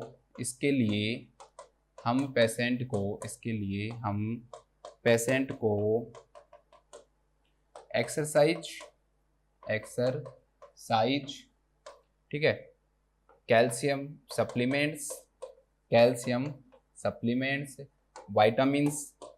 विटामिन्स एंड डाइट देते हैं। डाइट भी लिखना है इसमें, ठीक है, डाइट मतलब ऐसी डाइट देंगे ना दोस्तों जिनमें कैल्शियम क्या हो, ज्यादा हो। ठीक है, ऐसी डाइट देंगे जिसमें कैल्शियम ज्यादा हो। बस सिंपल सी हो गई। जो बच्चा ये लाइन नहीं लिखना चाहे तो यहाँ तक भी लिख सकते हो आप सिर्फ कि ऑस्टियोपोरोसिस के पेशेंट जैसे जैसे ठीक होने लगता है वैसे वैसे उसकी मोबिलिटी क्या होने लगती है, बढ़ने लगती है। ठीक है, तो आप इसको ऐसे भी समझ सकते हो। चलो नेक्स्ट क्वेश्चन देखते हैं। नेक्स्ट हमारे सामने क्वेश्चन है दोस्तों, question number 54। A nurse is assessing a client for the potential for developing osteoporosis. बहुत अच्छा क्वेश्चन है दोस्तों। ये क्वेश्चन आपके माइंड को खोलेगा, और जो पहले मैंने आपको जो कोजेस बताए ना वो यहाँ पे समझ में आएंगे कि एक नर्स है ना असेस कर रही है क्लाइंट को जिसको रिस्क है दोस्तों। पोटेंशियल मतलब हो सकता है कि फ्यूचर में इसको क्या हो सकता है दोस्तों, ऑस्टियोपोरोसिस हो सकता है। Which factor in the client's history increases the risk of this disorder. Simple सी बात है, एक सेंटेंस है बस इस क्वेश्चन में, जो इतना बड़ा क्वेश्चन दिख रहा है ना, एक सेंटेंस है दोस्तों कि ऑस्टियोपोरोसिस जो होता है ना दोस्तों, उसके रिस्क फैक्टर्स क्या है, कब उसके रिस्क ज्यादा होता है। ठीक है, कब उसका रिस्क क्या होता है, ज्यादा होता है। तो विच factor in the client's history increases the risk for this disorder. ठीक है, तो देखो करा रखा है मैंने आपको, अगर आपको थोड़ा भी माइंड है तो इसको सोल्व कर सकते हो। ठीक है, कमेंट करके बताओ एक बार, कमेंट करके बताओ इसका आंसर क्या आएगा। क्वेश्चन नंबर 54 ऐसे लिखना, 54 आगे आंसर, ताकि मैं कमेंट देखूं तो मुझे पता लगे कौन सही लिख रहा है कौन गलत लिख रहा है। 54 आगे आंसर लिखो, कमेंट करके बताओ। पहला है दोस्तों इसके अंदर एस्ट्रोजन थेरेपी, कि हम पेशेंट को क्या देंगे दोस्तों, एस्ट्रोजन थेरेपी देंगे। एस्ट्रोजन थेरेपी देने का मतलब ये है दोस्तों कि हम पेशेंट को एस्ट्रोजन, मतलब उस पेशेंट की एस्ट्रोजन थेरेपी चली है, ऐसे मान लो कि उसका रिस्क है तो उसको एस्ट्रोजन थेरेपी चली है, मतलब उसको एस्ट्रोजन दिया गया है। एस्ट्रोजन थेरेपी में एस्ट्रोजन कम थोड़ी होगा, एस्ट्रोजन दिया गया है। अब एक बात बताओ, जब एस्ट्रोजन दिया जाएगा तो एस्ट्रोजन का लेवल कम होगा या बढ़ेगा, तो बढ़ेगा। और यहां पर मैंने आपको क्या लिखाया था कि ऑस्टियोपोरोसिस के रिस्क में एस्ट्रोजन का लेवल क्या हो जाता है, कम हो जाता है। और यहां पर तो एस्ट्रोजन आप दे रहे हो, तो इस पेशेंट के अंदर ऑस्टियोपोरोसिस के चांसेस बढ़ेंगे कि कम होंगे, तो आप कहोगे सर ऑस्टियोपोरोसिस के चांसेस कम होंगे, इसलिए एस्ट्रोजन थेरेपी के कारण तो ऑस्टियोपोरोसिस नहीं हो सकता। यहां अगर ये लिखा हो रहता कि लैक ऑफ एस्ट्रोजन, या ये लिखा हुआ होता मेनोपॉज, तो दोस्तों चांसेस रहते। लेकिन लिखा हुआ क्या है, एस्ट्रोजन थेरेपी, तो आप एस्ट्रोजन दे रहे हो और एस्ट्रोजन के देने के कारण जो दोस्तों ऑस्टियोपोरोसिस के चांसेस जो हैं वो बढ़ने की जगह क्या हो जाएंगे, कम हो जाएंगे। क्या हो जाएंगे, कम हो जाएंगे। नेक्स्ट, हाइपोपैराथायरोडिज्म। पैराथायरॉइड जो ग्लैंड है दोस्तों, 4 जो ग्लैंड होती हैं थायराइड ग्लैंड के जस्ट पीछे की तरफ, वो हाइपो हैं। तो वहां पर जाके देखो, मैंने कहा था कि एक ही याद कर लो, बाकी तो आपको ऐसे याद होगा कि कम ही होंगे, क्योंकि कैल्शियम भी कम होता है, विटामिन डी भी कम होता है, बाकी के कैल्सिटोनिन भी कम बता दिया आपको, एस्ट्रोजन भी कम बता दिया। एक ही याद करने के लिए कहा था। हाइपोपैराथायरोडिज्म इसके रिस्क को क्या करता है, कम करता है, नहीं कि बढ़ाता है। बढ़ाता कौन है दोस्तों इसके रिस्क को, हाइपरथायरोडिज्म। इसके रिस्क को हाइपोथायरोडिज्म नहीं, हाइपरथायरोडिज्म बढ़ाता है। जबकि ऑप्शन में क्या लिखा हुआ है, थायरोडिज्म बोलो मैं, पैराथायरोडिज्म, पैराथायरोडिज्म, ठीक है, थायरोडिज्म नहीं, पैराथायरोडिज्म। तो हाइपर पैराथायरोडिज्म जो है ना दोस्तों, अगर वो ऑप्शन में होता तो ये राइट आंसर होता, लेकिन यहां पर हाइपो लिखा हुआ है, हाइपर नहीं लिखा हुआ। Next, excessive calcium intake. भाई मैंने कैल्शियम को क्या करवाया है वहां पे, कम। जब आप कैल्शियम का इनटेक जो दोस्तों बढ़ाओगे, कैल्शियम के इनटेक को आप अगर बढ़ाओगे तो कैल्शियम ज्यादा जाएगा बॉडी में, और कैल्शियम को ज्यादा जाने के कारण तो नहीं हो सकता, ठीक है। यहां पर तो कैल्शियम की क्या होनी चाहिए थी, कमी होनी चाहिए थी। तो ये ऑप्शन भी क्या हो जाएगा दोस्तों, गलत हो जाएगा। तो राइट जो आंसर बचेगा वो हमारे सामने है प्रोलॉन्ग्ड इमोबिलिटी। अब ये मत पूछना कि सर प्रोलॉन्ग इमोबिलिटी क्यों होगी, क्योंकि मैंने आपको समझाया हुआ है कि जिस भी पेशेंट के अंदर प्रोलॉन्ग्ड इमोबिलिटी पाई जाती है, इमोबिलिटी के कारण क्या होता है दोस्तों कि डीमिनरलाइजेशन कम हो जाता है। डीमिनरलाइजेशन क्या हो जाता है, बढ़ जाता है। डीमिनरलाइजेशन क्या हो जाता है, मोबिलिटी के कारण, ठीक है, इमोबिलिटी के कारण। इमोबिलिटी मतलब पेशेंट मूवमेंट नहीं कर रहा, तो इमोबिलिटी के कारण डीमिनरलाइजेशन बढ़ जाता है। इमोबिलिटी के कारण डीमिनरलाइजेशन बढ़ जाता है, इमोबिलिटी के कारण डीमिनरलाइजेशन बढ़ जाता है। और अगर डीमिनरलाइजेशन बढ़ा तो डीमिनरलाइजेशन का मतलब है रिजॉर्प्शन, ठीक है। इसको दूसरे टर्म में हम क्या बोलते हैं, मैंने आपको कहा था क्या वर्ड यूज करते हैं, रिजॉर्प्शन। रिजॉर्प्शन के कारण क्या होगा दोस्तों कि बोन का जो कैल्शियम है वो यहां से निकल कर कहां जाएगा, ब्लड में जाएगा। अगर ब्लड में जाएगा तो यहां कैल्शियम की क्या आएगी दोस्तों, कमी होगी। इसलिए प्रोलॉन्ग्ड इमोबिलिटी जो है दोस्तों वो क्या कोज करवा सकता है, आपका ऑस्टियोपोरोसिस करवा सकता है। प्रोलॉन्ग्ड इमोबिलिटी क्या करवा सकता है, ऑस्टियोपोरोसिस करवा सकता है, ध्यान रखना। चलो लिख लो इसको भी।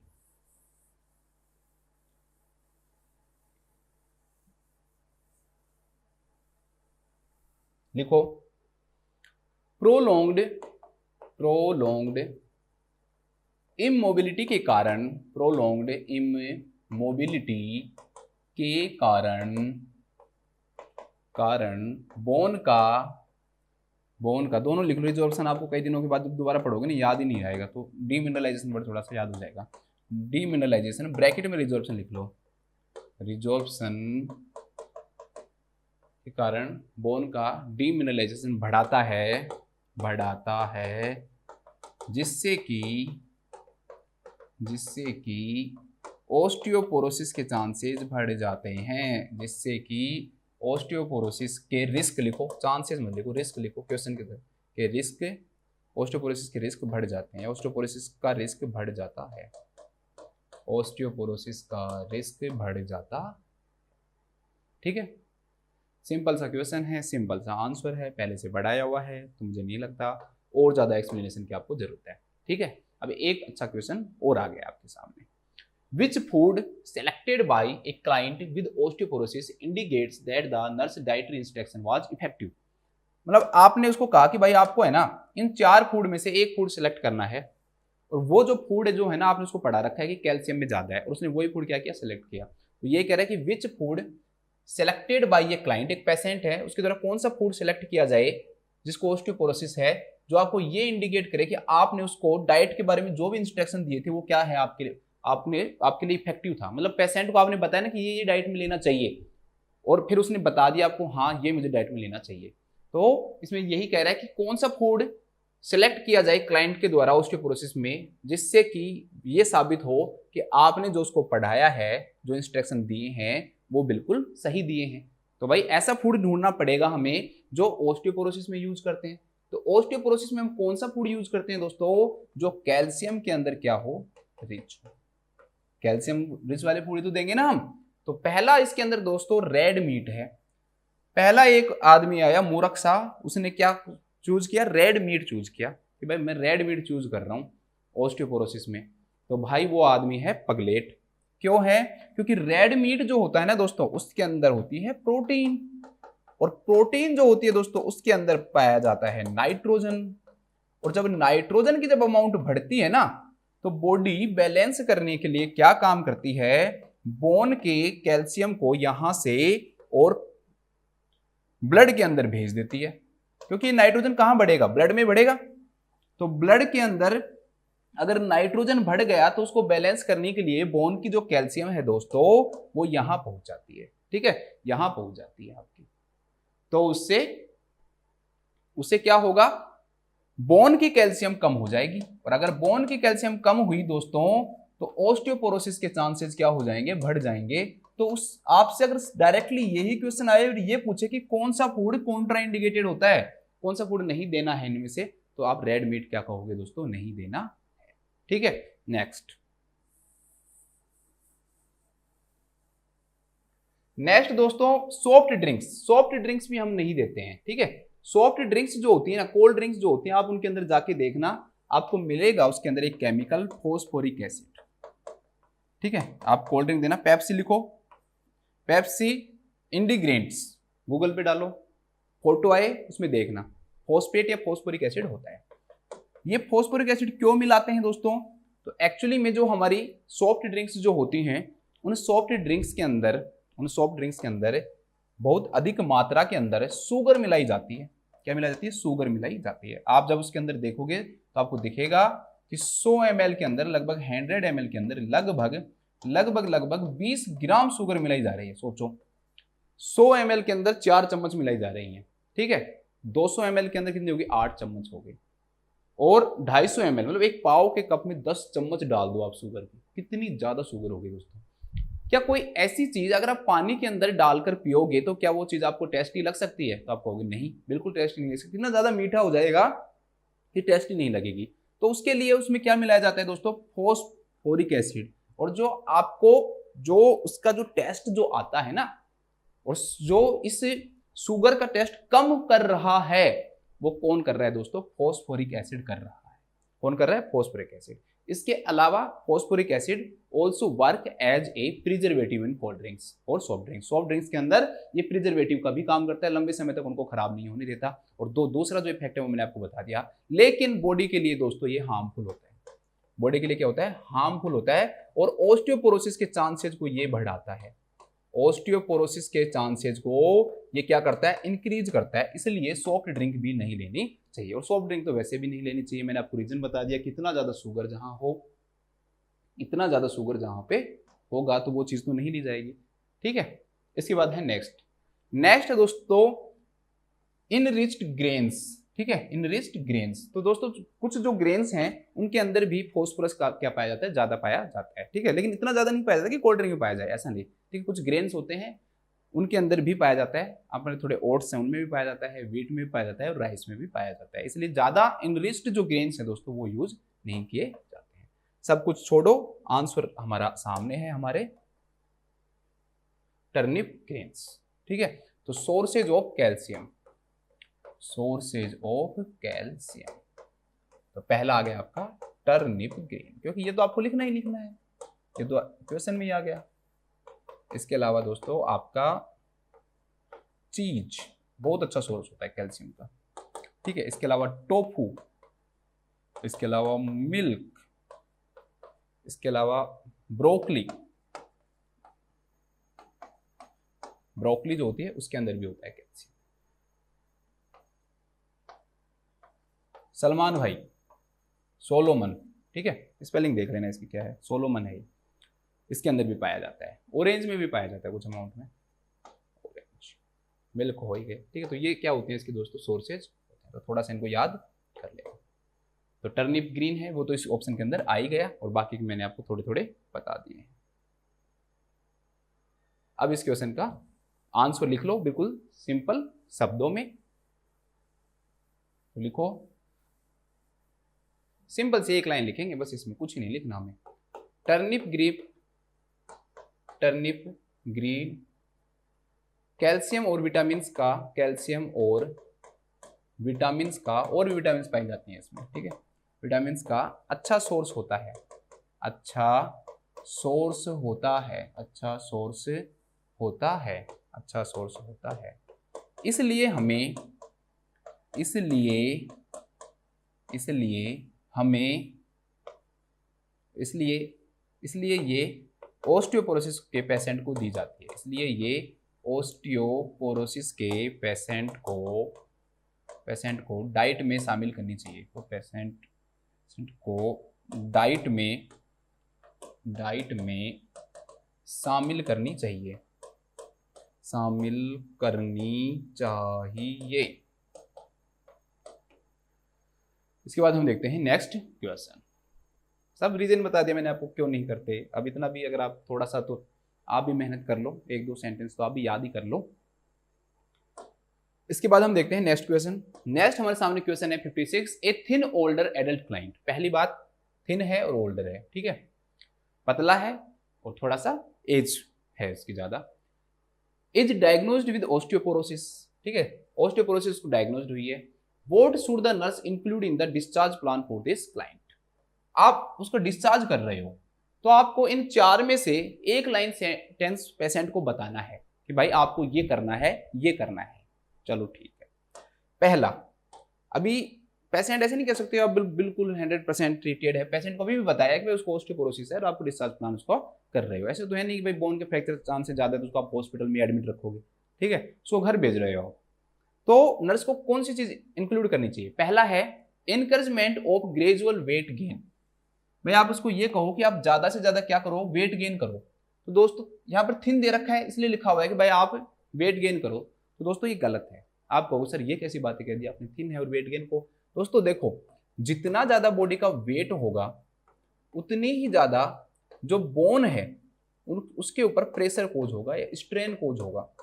जितना व्यक्ति का, हमारी जो टांगे हैं, हमारे ऊपर का जो शरीर है, मान लो जितना ज्यादा वजनी होगा तो हमारी टांगे जो है, मतलब बोन जो है, वो इस सारे वजन को झेलती हैं।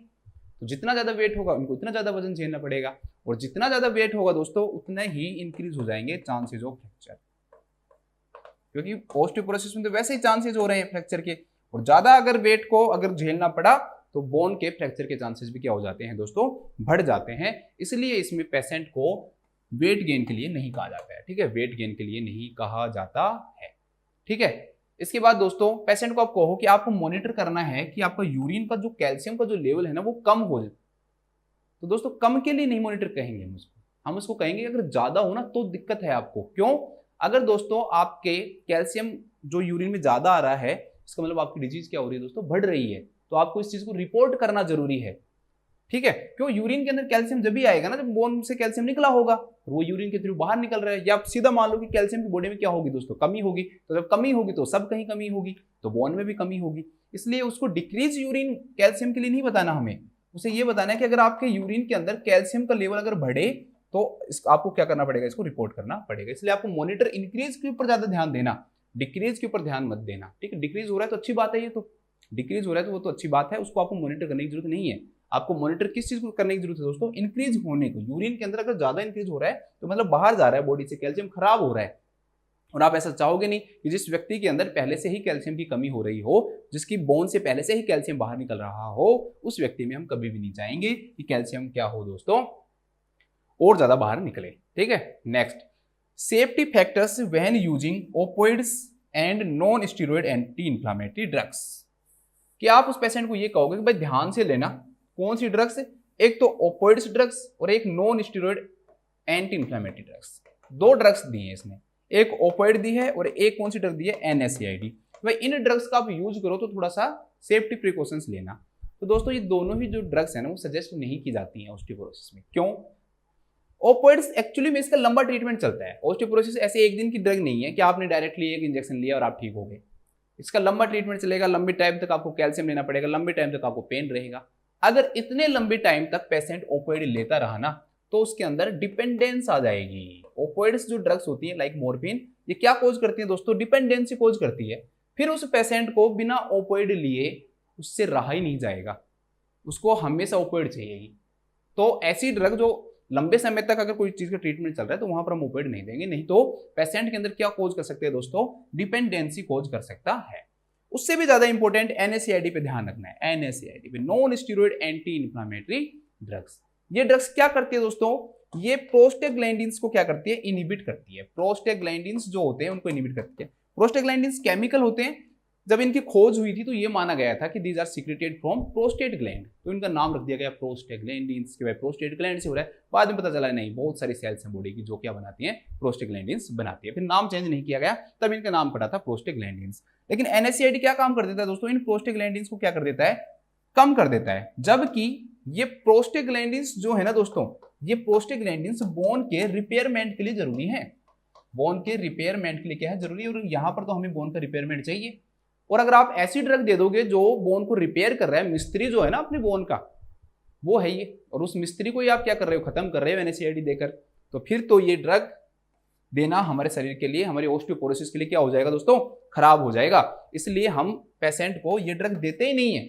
इसलिए पेशेंट को ये ड्रग दी ही नहीं जाती है। जब दी ही नहीं जाती दोस्तों, तो उसके बारे में क्या बताना, उसके बारे में क्या बताना, उसके बारे में क्या बताना। चलो अब हमारे सामने ऑप्शन आता है, option number 3, instruction related to diet and exercise, कि हम पेशेंट को इंस्ट्रक्शंस देंगे डाइट और एक्सरसाइज के बारे में। सबसे अच्छी चीज डिस्चार्ज में आप किसी पेशेंट को बता सकते हो, तो उसको बता सकते हो आप किस चीज के बारे में, कि भाई आपको क्या क्या डाइट लेनी है। कैल्शियम को, सिर्फ कैल्शियम के बारे में ही बताना, वहां पर हमने पढ़ा है ना, सॉफ्ट ड्रिंक्स नहीं लेनी, क्यों नहीं लेनी, एनरिच्ड जो ग्रेन्स हैं वो क्यों नहीं लेने हैं, ठीक है। तो वो सब चीजें, हर चीज, रेड मीट क्यों नहीं लेना, तो वो सब चीजें हम डाइट के बारे में से बताएंगे। सिंपल सी एक लाइन में मत बता देना कि कैल्शियम ज्यादा वाली लो बस। और दूसरा एक्सरसाइज, तो मैंने आपको बताया कि there is a risk factor of osteoporosis, that is immobility. अगर पेशेंट ने इमोबिलिटी की तो उसका डीमिनरलाइजेशन और बढ़ेगा, और बढ़ेगा और चांसेस होंगे ऑस्टियोपोरोसिस के। इसलिए उस पेशेंट को, यहां पर तो आपने पैसिव एक्सरसाइज करवा दी थी उसको, लेकिन वहां पर घर पे तो उसको एक्सरसाइज करनी ही पड़ेगी, ठीक है। कोई सी भी करे, तो घर वाले करवाए तो पैसिव करे, खुद करे तो एक्टिव करे, लेकिन उसको कहेंगे कि भाई एक्सरसाइज पे फोकस करना। इसलिए इस क्वेश्चन का आंसर क्या हो जाएगा, कि उस पेशेंट को हम इंस्ट्रक्शन देंगे related to diet and exercise. चलो लिखो, लिख लो, इसमें लिखो, ऑस्टियोपोरोसिस के पेशेंट को डिस्चार्ज करते समय, ऑस्टियोपोरोसिस के मरीज को डिस्चार्ज करते समय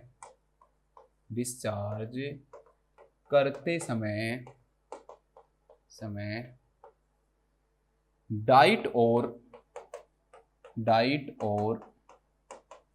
एक्सरसाइज के बारे में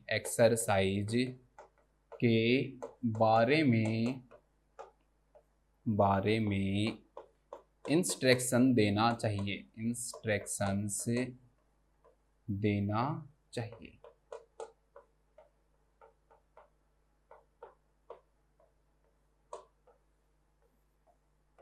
ठीक है। तो ये हमारा क्वेश्चन नंबर हो गया 56। चलो नेक्स्ट बात करते हैं हम क्वेश्चन नंबर 57। थोड़ा सा आगे बढ़ते हैं। ए हेल्थ केयर प्रोवाइडर प्रेस्क्राइब टेरीपेराटाइड। मैंने आपको पहले भी एक ड्रग लिखा रखी है, देखो टेरीपेराटाइड। जब हमने ऑस्टियोपोरोसिस का ट्रीटमेंट पढ़ा था, वहां मैंने आपको लिखवाई थी, वहां मैंने आपको एक चीज बताया था कि ये ड्रग ऑस्टियोब्लास्ट को प्रमोट करती है। ऑस्टियोब्लास्टिक जो एक्टिविटी है उसको क्या करती है दोस्तों, प्रमोट करती है। एक्चुअली में ये एक PTH, ठीक है, पैराथायरॉयड जो हार्मोन है उसका एनालॉग है। जैसे पैराथायरॉयड जो हार्मोन है दोस्तों, उसका क्या है दोस्तों, एनालॉग है। अब आप कहोगे कि सर उसका एगोनिस्ट है ये, ठीक है, मतलब कि पैराथायरॉयड का जो हार्मोन है दोस्तों, वहां पर हमने क्या किया, इंक्रीज हो रहा है। तो यहां पर हम पैराथायरॉयड हार्मोन की कॉपी शरीर के अंदर देंगे, उससे क्या होगा कि जो मेन जो पैराथायरॉयड हार्मोन है दोस्तों, वो क्या नहीं करेगा, काम नहीं करेगा। हम जानते हैं इंक्रीज पैराथायरॉयड जो हार्मोन है वो क्या कोज कर सकता है, वो ऑस्टियोपोरोसिस कोज कर सकता है, ठीक है। तो ये उसकी कॉपी है एक तरह से, तो वो वहां पर खुद पैराथायरॉयड हार्मोन फिर काम नहीं करेगा इसके देने के कारण, ठीक है। तो एगोनिस्ट है ये पैराथायरॉयड हार्मोन। मतलब मान लो कि पैराथायरॉयड हार्मोन है, सिंपल से समझाता हूं, चलो। उसके रिसेप्टर्स हैं, एक पैराथायरॉयड हार्मोन है, एक टेरीपेराटाइड है, टेरीपेराटाइड। मान लो इस रिसेप्टर जाके पैराथायरॉयड हार्मोन जुड़ेगा तो ये काम करेगा, करेगा तो ये फिर कैल्शियम के लेवल कम करेगा बोन के अंदर, ठीक है, ब्लड में नहीं बोल रहा। लेकिन यहाँ पर हम टेरिपेराटाइड हो देंगे उसको, ये इस रिसेप्टर से खुद जुड़ जाएगा जाके और कुछ नहीं करेगा, तो पैराथायरॉयड हार्मोन जो है वो घूमता रहेगा, वो अपना काम ही नहीं कर पाएगा। तो उससे क्या होगा दोस्तों, ओस्टियोब्लास्टिक जो एक्टिविटी है वो क्या होती है, बढ़ती है। बस इतना सा याद रख लेना। चलो नेक्स्ट, तो एक हेल्थ केयर प्रोवाइडर जो प्रेस्क्राइब करता है क्या, टेरिपेराटाइड, तो ये ड्रग याद कर लेना, सीधा भी क्वेश्चन आ सकता है कि कौन सी टेरिपेराटाइड किस में यूज की जाती है ऐसे।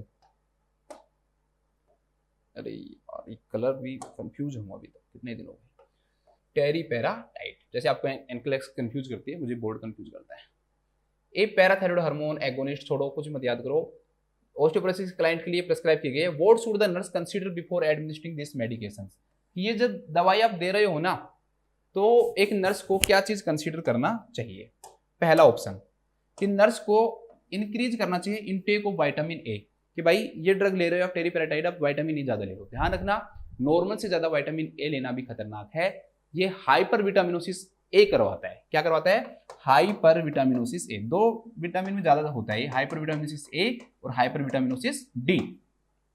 तो हाइपर विटामिनोसिस ए होगा, और ये माना जाता है कि दोस्तों हाइपर विटामिनोसिस जो ए है ना, उसके अंदर जो बोन है ना वो इंपेयर्ड हो जाती है, बोन के फ्रैक्चर्स के चांसेस भी क्या होते हैं, बढ़ते हैं। अब आप कहोगे सर ए तो जरूरी नहीं है कैल्शियम से, हाँ नॉर्मल नहीं है, कम भी नहीं है, लेकिन अगर ज्यादा हो गया, ठीक है, ज्यादा हो गया ना दोस्तों, तो उस कंडीशन के अंदर ये बोन के लिए क्या हो सकते हैं, इंपेयर्ड कर सकती है, बोन के एबनॉर्मलिटी कॉज कर सकती है। इसलिए हम विटामिन ए जो नॉर्मल डोज है वो ही देंगे, इंक्रीज नहीं करेंगे, इंक्रीज नहीं करेंगे, ठीक है। इसके बाद it prevent existing bone from being destroyed, ठीक है, कि जो एग्जिस्टिंग जो बोन है ना दोस्तों उसको डेस्ट्रॉय होने से बचाता है। अब पीछे लौट कर जाओ, मतलब कि एक तरह से ओस्टियोक्लास्टिक एक्टिविटी को कम कर रहा है।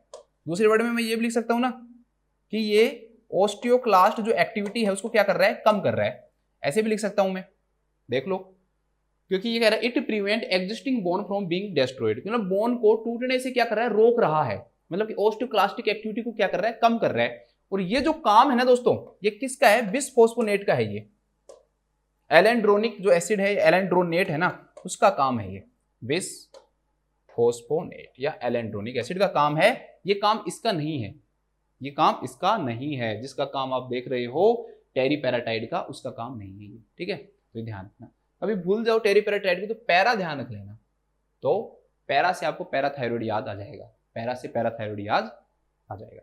नेक्स्ट है sunscreen should be used to prevent vitamin D absorption, कि आपको विटामिन डी के एब्जॉर्प्शन को रोकने के लिए सनस्क्रीन का यूज करना चाहिए, आपको पेशेंट को ये बताना है मेडिकेशन एडमिनिस्टर करने से पहले। तो दोस्तों एक बात बताओ, उस पर्सन के अंदर विटामिन डी की तो कमी है ना, कैल्शियम की कमी है, और सनस्क्रीन यूज करोगे तो विटामिन डी का क्या नहीं होगा, एब्जॉर्प्शन नहीं होगा, और विटामिन डी का एब्जॉर्प्शन नहीं हुआ, अगर deficiency of the vitamin D हो रही है तो कैल्शियम की डेफिशिएंसी होगी, और अगर कैल्शियम की डेफिशिएंसी होगी तो ऑस्टियोपोरोसिस के chances will be increase not decrease. इसलिए हम सनस्क्रीन यूज करने की सलाह ही नहीं देते हैं उसको, इसलिए सनस्क्रीन यूज करने की सलाह नहीं देते। अब देखो osteoblastic activity is stimulated more than osteoclastic activity, mainly किस कौन सी एक्टिविटी को बढ़ाता है, ये ओस्टियोब्लास्टिक एक्टिविटी को बढ़ाता है, किससे ज्यादा, ओस्टियोक्लास्टिक एक्टिविटी से ज्यादा, जो कि मैंने आपको पहले भी बताया था कि टेरिपेराटाइड क्या काम करता है, ओस्टियोब्लास्टिक एक्टिविटी को स्टिमुलेट करता है। तो आप ये जो ड्रग दे रहे हो तो आपको ये बात पता होनी चाहिए कि ये ड्रग क्या काम करेगी,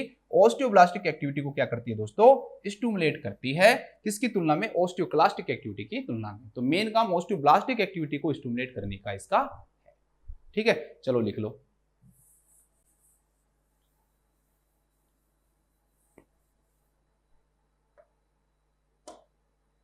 लिखो टेरिपेराटाइड, टेरिपेराटाइड एक पीटीएच एगोनिस्ट है, पीटीएच एगोनिस्ट है, एनालॉग भी लिखा हुआ जाता है कई बार है, जो कि ओस्टियोपोरोसिस के ट्रीटमेंट में यूज किया जाता है, जो कि ओस्टियोपोरोसिस के ट्रीटमेंट में यूज किया जाता है, यूज किया जाता है। देखो यह ओस्टियोब्लास्टिक एक्टिविटी को बढ़ाता है, बस एक लाइन लिख लो, ओस्टियोब्लास्टिक एक्टिविटी को बढ़ाता है, ओस्टियोक्लास्टिक एक्टिविटी को बढ़ाता, बस सिंपल सी बात है, सिंपल सा आंसर है, आंसर नंबर 4। सारे बता देना मैंने, 1 2 3 4, चलो हो गए, ठीक है। इसके बाद हम नेक्स्ट क्वेश्चन पे आते हैं, क्वेश्चन नंबर 58। क्वेश्चन नंबर 58 क्या कह रहा है, अब थोड़ा सा आप खुश हो जाओगे, आपको लगेगा कि हाँ हम अलग बाहर निकल के आ गए ऑस्टियोपोरोसिस से, ऑस्टियोपोरोसिस से थोड़ा सा बाहर आ गए हैं। A female client who has been sexually active for 5 years, 5 साल से एक क्लाइंट है दोस्तों, वो सेक्सुअली एक्टिव है और उसको कौन सी डिजीज हो गई है दोस्तों, गोनोरिया हो गई है। क्या हो गई है, गोनोरिया डिजीज हो गई है। The client is upset, client क्या हो गया दोस्तों, अपसेट हो गया और नर्स को पूछ रहा है क्या कि मैं what can I do to prevent getting another infection in the future, कि ऐसा मैं क्या करूं कि फ्यूचर में मुझे और कोई इन्फेक्शन नहीं हो, दोबारा से इन्फेक्शन नहीं हो। The nurse provides health teaching, nurse उसको टीचिंग प्रोवाइड करती है। Which client statement indicate that the teaching was effective. Effective word ऐसे वर्ड आ जाए तो इसका मतलब आपको सही सेंटेंस ढूंढना है, ठीक है। अगर ऐसा है कि भाई कौन सा अलर्ट करता है नर्स को, या ये आए कि नीड फॉर फर्दर टीचिंग क्या है, नीड फॉर फर्दर टीचिंग क्या है, या फिर ऐसा लिखा हुआ है कि भाई उसको प्राइवेट डिस्कशन की जरूरत है, प्राइवेट डिस्कशन की जरूरत है, तो ये सब रॉन्ग स्टेटमेंट जानने के लिए आता है। लेकिन अगर ऐसा है कि इफेक्टिव रहा, तो मैंने आपको पढ़ाया और मैंने उससे क्वेश्चन पूछे, अगर आप बताओगे तो मेरा पढ़ाया हुआ क्या होगा आपके मेरे लिए, मैं कहूंगा भाई ये इफेक्टिव रहा, ये आपके लिए क्या रहा, इफेक्टिव रहा। और मैंने पढ़ाया और आप क्वेश्चन का जवाब नहीं दे पा रहे तो इफेक्टिव नहीं रहा। तो यही नर्स है, नर्स ने उसको पढ़ाया है कि भाई कैसे इसको रोका जा सकता है, और अगर वो सही आंसर देती है तो ठीक है, नहीं तो नेक्स्ट देखो, पहला ऑप्शन दोस्तों, I will D Deutsche after each time I have sex, कि जैसे ही मैं सेक्स करूंगी ना उसके बाद में डाउच, एक प्रोसीजर होता है, एक तरह से वॉशिंग कहलाता है, ठीक है। डाउच मतलब क्या होता है, वॉशिंग करना, ठीक है। तो घर पे पानी के साथ क्या कर लेते हैं फीमेल, क्या करती हैं दोस्तों, वॉश करती हैं, ठीक है। तो उसे किस नाम जानते हैं, डाउच के नाम से जानते हैं। तो ये चीज कभी भी रिकमेंड नहीं की जाती है, ठीक है। मेडिकेटेड डाउच ही कई बार आती है, मेडिकेशंस देना हो ना डायरेक्टली तब जरूर यूज करते हैं, लेकिन घर पे पानी के साथ क्लीन करना दोस्तों क्या है, सही नहीं है हमारे हेल्थ के लिए। क्यों, क्योंकि दोस्तों ये अल्टर करती है, किस चीज को अल्टर करती है, वेजाइनल पीएच को, वेजाइनल जो पीएच है उसको अल्टर करती है। आगे बताऊंगा वेजाइनल पीएच क्या होती है, कितनी होती है, कौन से हार्मोन्स का इस पे फर्क पड़ता है, आगे हम बात करेंगे, अभी नहीं बताऊंगा यहाँ पे। तो वेजाइनल पीएच अल्टर होगी दोस्तों, वेजाइनल पीएच एक्चुअली में बढ़ जाती है, ठीक है। पानी के कारण वेजाइनल पीएच क्या हो जाती है, बढ़ जाती है। पानी न्यूट्रल है, पीएच कम है, लेकिन न्यूट्रल चीज उसको और ज्यादा बढ़ा देती है, ठीक है। पीएच बढ़ेगी तो उसके कारण दोस्तों इन्फेक्शन के जो चांसेस हैं वो कम होंगे या बढ़ेंगे, तो इन्फेक्शन के जो चांसेस हैं दोस्तों, असेंडिंग इन्फेक्शन के चांसेस क्या होते हैं, बढ़ जाते हैं, ऊपर की तरफ जाने वाले जो इन्फेक्शन है वो क्या हो जाते हैं, बढ़ जाते हैं। इसलिए इसकी सलाह नहीं दी जाती है। तो ये वैसे क्या हो गया, गलत हो गया। अगर यहाँ पर मेडिकेटेड डाउट्स होता तब अलग बात थी, लेकिन यहाँ पर सिर्फ डाउट्स लिखा होता है, जब भी डाउट्स लिखा हुआ है डायरेक्ट समझना, पानी से धोना, बस एक लाइन में। नेक्स्ट दोस्तों क्या करिए, having sex is a thing of the past for me, कि भाई है जो पेशेंट कह रहा है कि कुछ नहीं, अब मैं कभी सेक्स नहीं करूंगी, तो दोस्तों ऐसा जो स्टेटमेंट है, पेशेंट कह रहा है कि अब मेरे लिए पास्ट हो गया, मैंने अभी तक सेक्स कर लिया, वो ठीक है, ये कोई परमानेंट सोल्यूशन नहीं है। This is not a permanent solution and this is also unrealistic. ऐसा क्या है, अनरियलिस्टिक है। कोई पेशेंट 5 साल सेक्सुअल इंटरकोर्स कर रहा है, एकदम से आपको कह रहा है कि मैं नहीं करूंगा, मान लो उसने 1 साल नहीं किया तो नहीं होगा, 1 साल बाद फिर से किया तो फिर होगा। तो ये तो कोई सोल्यूशन है ही नहीं ना, कि आप सेक्सुअल इंटरकोर्स मत करो तो नहीं होगा। तो ये तो बिल्कुल क्या हो जाएगा दोस्तों, गलत हो जाएगा, ये तो बिल्कुल क्या हो जाएगा, गलत ऑप्शन हो जाएगा। नेक्स्ट क्या है, I will use A spermicidal cream from now on. Spermicidal cream sperm को क्या करती है दोस्तों, किल करती है, लेकिन गोनोरिया के जो माइक्रो ऑर्गेनिज्म है उसको किल थोड़ी करती है, उसके माइक्रो ऑर्गेनिज्म को किल नहीं करती है। तो इसलिए स्पर्म को किल कर सकती है लेकिन माइक्रो ऑर्गेनिज्म को किल नहीं करती है दोस्तों। इसलिए इसको लगाने का एसटीआई के लिए कोई फायदा नहीं है। सेक्सुअल ट्रांसमिटेड जो डिजीजेज है, इन्फेक्शन है, उनका कोई फायदा नहीं होता है। तो इसमें लास्ट ऑप्शन बच गया, और मैंने आपको ये पहले भी बताया हुआ है कि my partner must use A condom all the time, कि मेरे पार्टनर को हमेशा कॉन्डम यूज करना चाहिए, ठीक है। मैक्सिमम ये बचाता है, 100% तो नहीं बचा सकता, लेकिन मैक्सिमम जो कॉन्डम है वो एसटीआई से बचाता है, ठीक है। तो इस क्वेश्चन का जो आंसर हो जाएगा दैट विल बी थर्ड। इस क्वेश्चन का जो आंसर हो जाएगा वो क्या हो जाएगा दोस्तों, थर्ड हो जाएगा। तो अब ऐसे तो है नहीं कि ये क्वेश्चन खत्म करवा दिया तो काम आपका हो गया, नहीं, अभी बाद में लिखवाऊंगा, पहले वापस आ जाओ, थोड़ा सा गोनोरिया के बारे में पढ़ लेते हैं। कौन से टाइप का बैक्टीरिया होता है गोनोरिया का, तो ग्राम नेगेटिव होता है। कौन सा होता है, ग्राम नेगेटिव बैक्टीरिया होता है। ध्यान रखना, ग्राम नेगेटिव बैक्टीरिया। इसके बाद दोस्तों कि इसका पॉजिटिव जो एजेंट होता है ना वो कौन सा होता है, इसका पॉजिटिव एजेंट कौन सा होता है, तो Neisseria gonorrhoea, Neisseria gonorrhoea. Neisseria जो गोनोरिया जो होता है दोस्तों वो इसका क्या होता है दोस्तों, पॉजिटिव एजेंट होता है। बहुत इंपॉर्टेंट क्वेश्चन है। मोड ऑफ ट्रांसमिशन, एमओटी मतलब मोड ऑफ ट्रांसमिशन, पूरा लिख लेना आप लोग। मोड ऑफ ट्रांसमिशन इसके कौन कौन से होते हैं दोस्तों, तो इसके मोड ऑफ ट्रांसमिशन होते हैं ओरोजेनाइटल, ठीक है, एक पेशेंट का ओरल रूट, दूसरे पेशेंट का जेनाइटल रूट कोज कर सकता है क्या, गोनोरिया, ओरोजेनाइटल, ठीक है।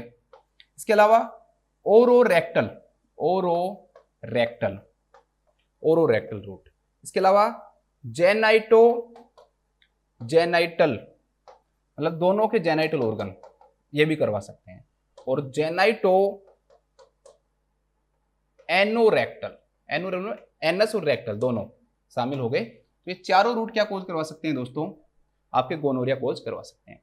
ओरल, एक का ओरल और दूसरे का उसके पार्टनर का जेनाइटल्स, ठीक है, एक का ओरल दूसरे पार्टनर का रेक्टल, एक का जेनेटल ऑर्गन दूसरे का भी जेनेटल ऑर्गन, एक का जेनेटल ऑर्गन और दूसरे का एनस और रेक्टम। तो ये चारों रूट ऐसे हैं दोस्तों जब क्या कोज करवा सकते हैं, आपके गोनोरिया कोज करवा सकते हैं। चलो नेक्स्ट आ जाओ, इनक्यूबेशन पीरियड। तो इसका जो इनक्यूबेशन पीरियड है वो लगभग 2 दिन से लेकर और 10 दिन तक रहता है, 2 to 10 डेज, ठीक है। डायरेक्टली क्वेश्चन बन सकता है ये। मेल के अंदर ये क्या कोज करवाता है, तो मेल के अंदर ये एक्यूट यूरेथ्राइटिस कोज करवाता है, एक्यूट यूरेथ्राइटिस क्या कोज करवा सकता है, एक्यूट यूरेथ्राइटिस कोज करवा सकता है। इसके बाद आती है फीमेल के अंदर बात, तो फीमेल के अंदर दोस्तों ये वेजाइनाइटिस भी कोज करवा सकता है, सर्विसाइटिस भी कोज करवा सकता है, मतलब सर्विक्स का इन्फ्लेमेशन, यहाँ पर एक्यूट मतलब यूरेथ्रा का है, यूरेथ्रा का इन्फ्लेमेशन, मेल यूरेथ्रा का, ठीक है। वेजाइना मतलब वेजाइना का, सर्विसाइटिस मतलब सर्विक्स का, और यूरेथ्राइटिस भी कोज करवा सकता है, यूरेथ्राइटिस भी क्या करवा सकता है दोस्तों, कोज करवा सकता है, ठीक है, यूरेथ्राइटिस भी कोज करवा सकता है। तो ध्यान रखना है आपको ये चीज।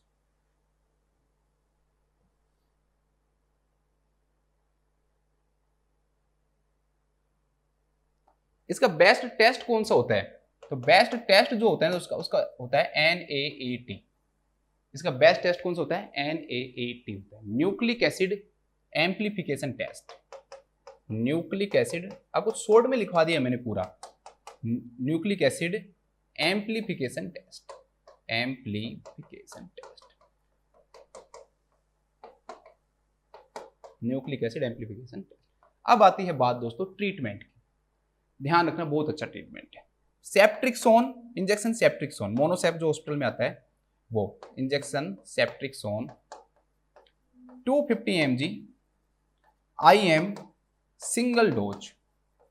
अब कुछ बच्चे ऐसे सोच रहे होंगे सर हम तो हॉस्पिटल में काम करते हैं और हमें तो पता है कि एडल्ट को 1 ग्राम से कम तो देते नहीं है, और वो भी हम तो बीडी देते रहते हैं। तो दोस्तों ये डोज बहुत कम ही दी जाती है, और इतनी डोज भी क्या होती है, इनफ होती है। सेप्ट्रिक्सोन की सिर्फ 250 mg IM सिंगल जो डोज है ना दोस्तों, that is enough for to treat the Neisseria gonorrhoea infection, ठीक है। टैबलेट्स के रूप में क्या क्या दे सकते हो दोस्तों, आप बताओ। टैबलेट्स के रूप में मैं ये क्यों लिखवा रहा हूं आपको भी मैं बताऊंगा। अगला जो क्वेश्चन आएगा ना वो दूसरे किसी माइक्रो ऑर्गेनिज्म का आएगा, उसमें ट्रीटमेंट पूछा है, तो हो सकता है कि अगले कभी इस क्वेश्चन में भी पूछ ले, तो ध्यान रखना है आपको, ठीक है। थोड़े से आजकल क्वेश्चंस अच्छे आने लग गए हैं, तो मैं चाहता हूं कि आपको हर चीज याद रहे। तो दोस्तों आप टैबलेट सेफिकजिम 400 mg पर ओरल सिंगल डोज, टैबलेट है तो पर ओरल ही देंगे, ठीक है। तो सेफिकजिम देंगे हम 400 mg। एक्चुअली में सेफिकजिम 200 mg टैबलेट आती है, आपको पता होगा जो हॉस्पिटल में काम करता है, लेकिन यहाँ पर हम कितनी देते हैं, 400 mg देते हैं, ठीक है। इसके अलावा टैबलेट ओफ्लॉक्स वो भी 400 mg देते हैं, पर ओरल सिंगल डोज ही देते हैं, इसकी भी हम सिंगल डोज ही देते हैं। ओफ्लॉक्स मतलब ओफ्लॉक्सासिन, जो हॉस्पिटल में काम नहीं करता उसको समझ में नहीं आएगा, ओफ्लॉक्सासिन। इसके अलावा हम देते हैं tablet ciprofloxacin 500 mg single dose, इसके भी कैसे देते हैं दोस्तों, हम सिंगल डोज ही देते हैं 500 mg। टैबलेट लेवोफ्लॉक्स भी दे सकते हो आप, लेवोफ्लॉक्सासिन, टैबलेट लेवोफ्लॉक्सासिन लगभग 250 mg पर ओरल सिंगल डोज आप दे सकते हो। ठीक है, तो ये इसका क्या हो गया दोस्तों, ट्रीटमेंट भी हो गया, टेस्ट बता दिया मैंने आपको, ये खत्म हो गया आपका। अब वापस इस क्वेश्चन के ऊपर आ जाते हैं, इसको लिख लेते हैं, बस करवा तो दिया ही मैंने। इसका आंसर ये मत कर देना having sex is a thing of past for me, इतना पढ़ा दिया फिर मैंने कहीं कहो सर आपने तो ये लगा रखा है, इसका स्क्रीनशॉट लेके डाल दो सर ने तो ये बता रखा है, ये आएगा इसमें थर्ड। ठीक है, मैंने अच्छे से एक्सप्लेन कर रखा है, वो तो मैं सिर्फ समझाने के लिए हाईलाइट कर देता हूँ, कहीं आप इसको अलग वे में ले लो। चलो लिखो,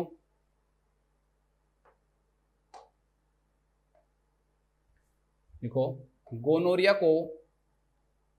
को प्रिवेंट करने के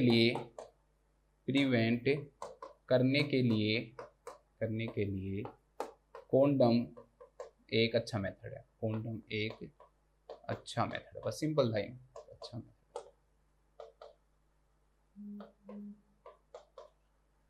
इसके बाद हम जाते हैं दोस्तों नेक्स्ट क्वेश्चन पे, क्वेश्चन नंबर 59। अब क्वेश्चन नंबर 59 में जाते हैं। क्वेश्चन नंबर 59 क्या कह रहा है देखते हैं। A nurse is caring for a client who contracted a trichomonal infection. अब की बार यहां पर नया इन्फेक्शन आ गया दोस्तों, दूसरा इन्फेक्शन आ गया आपका, कौन सा, ट्राइकोमोनल इन्फेक्शन आ गया है। Which oral drug should the nurse anticipate the health care provider most likely will prescribe. तो ऐसी कौन सी ड्रग है दोस्तों जो एक हेल्थ केयर प्रोवाइडर इसका प्रेस्क्राइब करेगा। देखो सेम क्वेश्चन होता, a nurse is caring for client who is infected with gonorrhoea, कौन सी ड्रग प्रोवाइड करेगा। अब चार में से एक ड्रग लिख दे, जैसे लिख दे कौन सी ड्रग प्रोवाइड नहीं करेगा, कौन सी ड्रग प्रोवाइड नहीं करेगा, उसमें ऑप्शन में दे दे एक सेफिक्जिम दे दे, एक आपका लेवोफ्लॉक्स दे दे, एक आपका लेवोफ्लॉक्स दे दे, एक आपका सिप्लोक्स दे दे, और एक जो ड्रग है दोस्तों, सिप्लोक्स मतलब सिप्रोफ्लोक्सासिन, ओफ्लॉक्स मतलब ओफ्लॉक्सासिन, और एक जो ड्रग वो अलग लिख दे, आपको एमोक्सिसिलिन लिख दे। तो ऐसे आपको आंसर पता होने चाहिए, इसलिए मैंने उस क्वेश्चन में भी आपको ट्रीटमेंट में अच्छे से लिखाया है कि उससे रिलेटेड भी अगर क्वेश्चन बने, क्योंकि यहाँ पे भी तो बना है ना, यहाँ पे भी तो क्वेश्चन बना है ना दोस्तों, तो वहां भी बन सकता है। ठीक है, चलो पहले इस पे वापस लौट के आएंगे, पहले देखते हैं ट्राइकोमोनल जो इन्फेक्शन है उसको और किस नाम से जानते हैं। तो इसको जानते हैं ट्राइकोमोनियसिस, ट्राइकोमोनियसिस के नाम से भी जानते हैं, ट्राइकोमोनियसिस। इसका पॉजिटिव एजेंट क्या होता है दोस्तों, तो ट्राइकोमोनास वेजाइनलिस। क्वेश्चन आए कि ट्राइकोमोनास वेजाइनलिस कौन से प्रकार का एजेंट है, क्वेश्चन में आंसर आएगा पैरासाइट है। अगर ये भी नहीं है, इससे भी ज्यादा डिटेल में है कि क्या होता है, ये तो प्रोटोजोआ होता है। ये क्या होता है दोस्तों, प्रोटोजोआ होता है। ठीक है, थोड़ा सा ये भी ध्यान रख लेना। इसके बाद में दोस्तों इसका जो डिस्चार्ज होता है ना वो कैसे होता है, सबसे इंपॉर्टेंट क्वेश्चन लिखो, ग्रीनिश येलो फ्रोथिंग फोल स्मेलिंग डिस्चार्ज,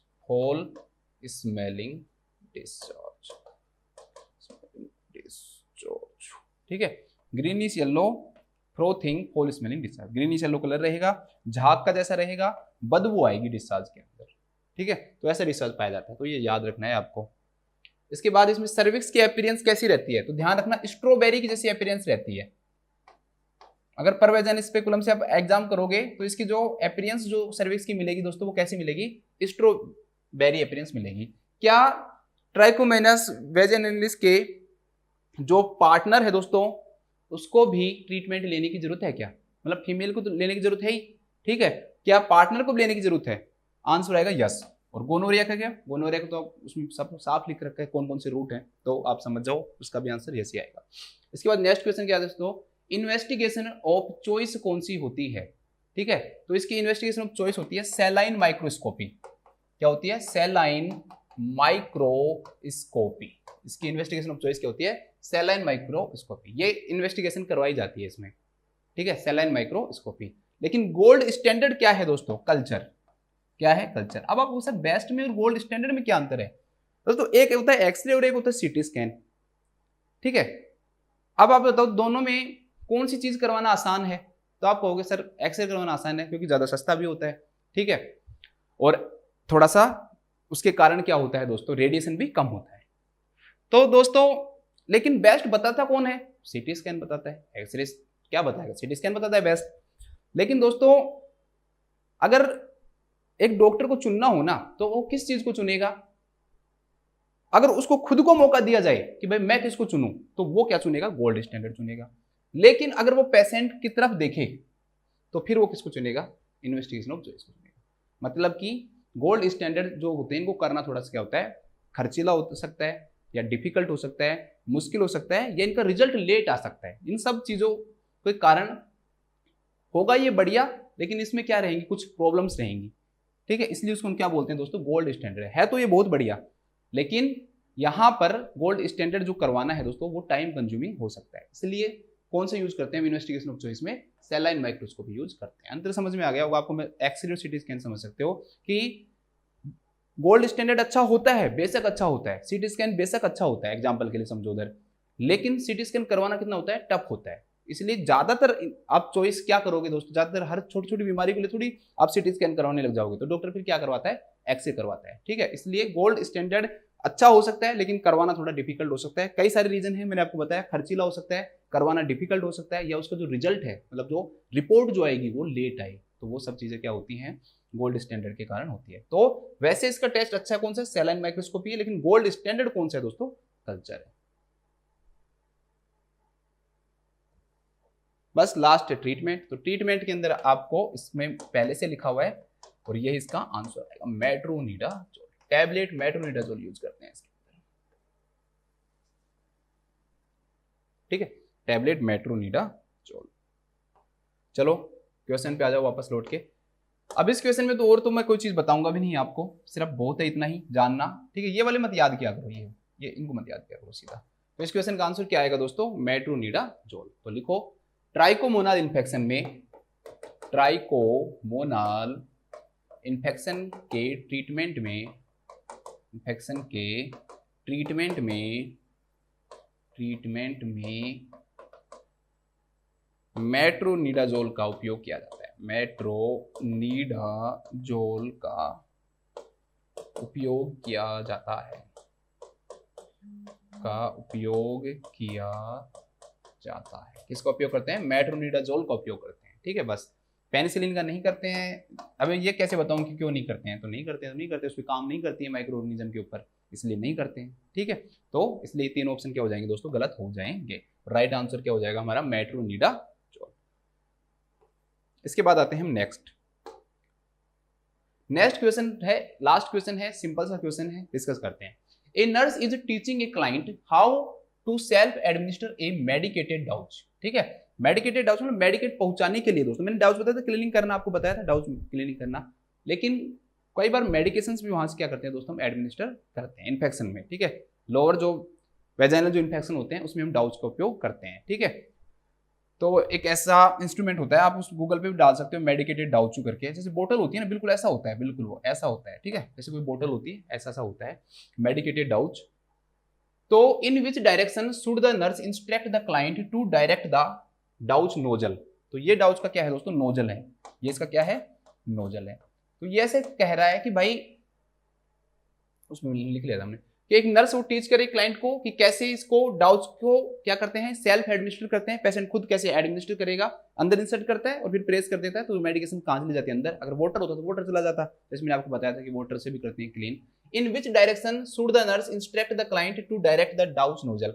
भाई डाउच का जो नोजल है ना, कौन सी डायरेक्शन में जाना चाहिए। अगर अब इंसर्ट कहां करेंगे दोस्तों, भाई वेजाइना में इंसर्ट करेंगे, सिंपल मैंने आपको बताया है ये कि डाउच का यूज ही किस में करना है, क्लीनिंग के लिए कर रहे हैं तो वेजाइना में यूज करेंगे। तो लेफ्ट साइड में करेंगे, राइट साइड में करेंगे, अम्बलिकस की तरफ करेंगे, मतलब ऊपर की तरफ करेंगे या नीचे करेंगे। तो इसका आंसर होगा टुवार्ड द सैक्रम। अब आप कहोगे क्यों सर, क्योंकि दोस्तों वेजाइना की जो डायरेक्शन है उसी तो डायरेक्शन में करेंगे। तो कोई भी फीमेल अगर लेटी हुई फीमेल है, बैक से लेटी हुई है इस प्रकार से, तो वेजाइना की जो डायरेक्शन रहेगी वो किस तरफ रहेगी दोस्तों, सैक्रम की तरफ रहेगी। वेजाइनल जो डायरेक्शन है, वेजाइनल जो डायरेक्शन है, वेजाइना की जो डायरेक्शन है दोस्तों वो किस तरफ रहेगी, सैक्रम की तरफ रहेगी।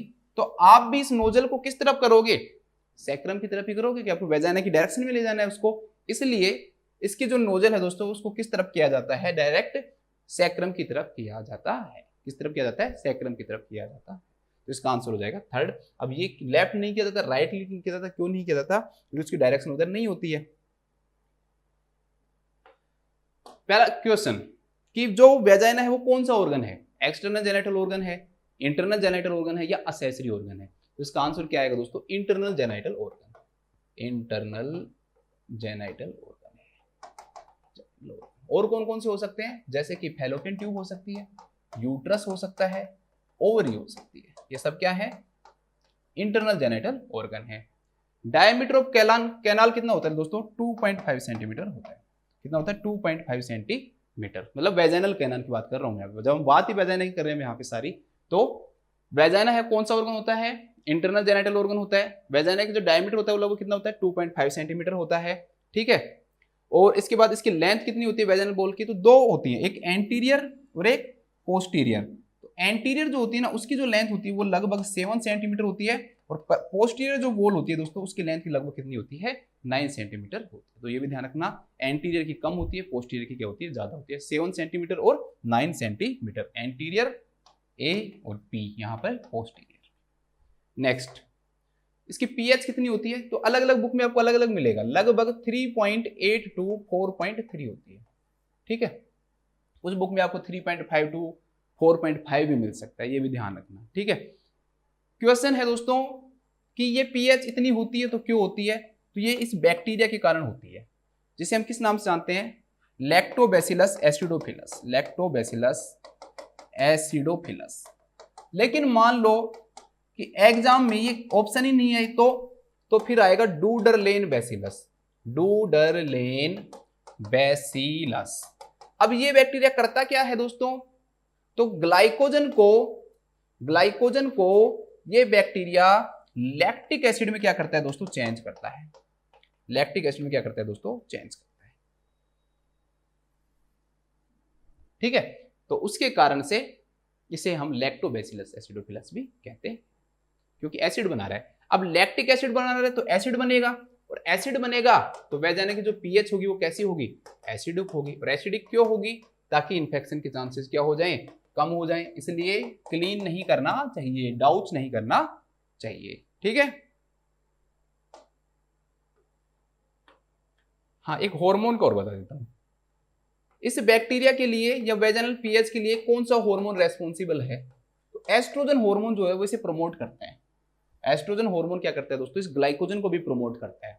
अगर ग्लाइकोजन रहेगा तो डूडरलेन बैसिलस रहेगा, और अगर नहीं रहेगा तो नहीं रहेगा, ठीक है। अगर एस्ट्रोजन ही नहीं है तो ग्लाइकोजन नहीं रहेगा, तो वहां पर डूडरलेन बैसिलस नहीं रहेगा।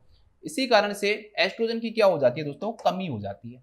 और एस्ट्रोजन की कमी हो जाती है तो किसमें, मीनोपोज में। कब कमी हो जाती है, मीनोपोज के अंदर।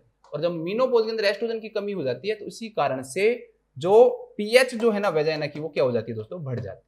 क्यों बढ़ जाती है, क्योंकि बैक्टीरिया नहीं रहता, डूडरलेन जो बैसिलस है, लैक्टोबैसिलस एसिडोफिलस है, वो नहीं रहता, और जब वो नहीं रहेगा तो पीएच बढ़ेगी, और इसी कारण मीनोपोज के दौरान दोस्तों वेजाइनाइटिस के चांसेस क्या हो जाते हैं, बढ़ जाते हैं, जिसे हम किस नाम से जानते हैं, सेनाइल वेजाइनाइटिस के नाम से जानते हैं, जिसे हम किस नाम से जानते हैं, सेनाइल वेजाइनाइटिस के नाम से हम उसे जानते हैं, ठीक है। तो ये कुछ इन्फॉर्मेशन और थी जो मैंने आपको बताई, इस क्वेश्चन को भी लिख लेते हैं, फिर काम करते हैं हमारा खत्म। देखो, एक फीमेल को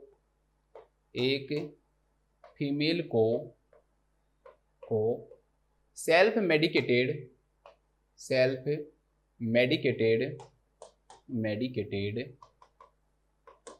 डाउच को डायरेक्ट डाउच यूज नहीं करना चाहिए, पानी का उपयोग करके आप प्रेशर देते हैं उसको क्लीन करने के लिए, वो नहीं करना चाहिए। लेकिन मेडिकेटेड है, अगर आप मेडिसिन दे रहे हो उस थ्रू, तो वो तो जरूरी है ना। सेल्फ मेडिकेटेड डाउच को, एक फीमेल को सेल्फ मेडिकेटेड डाउच को यूज करने के लिए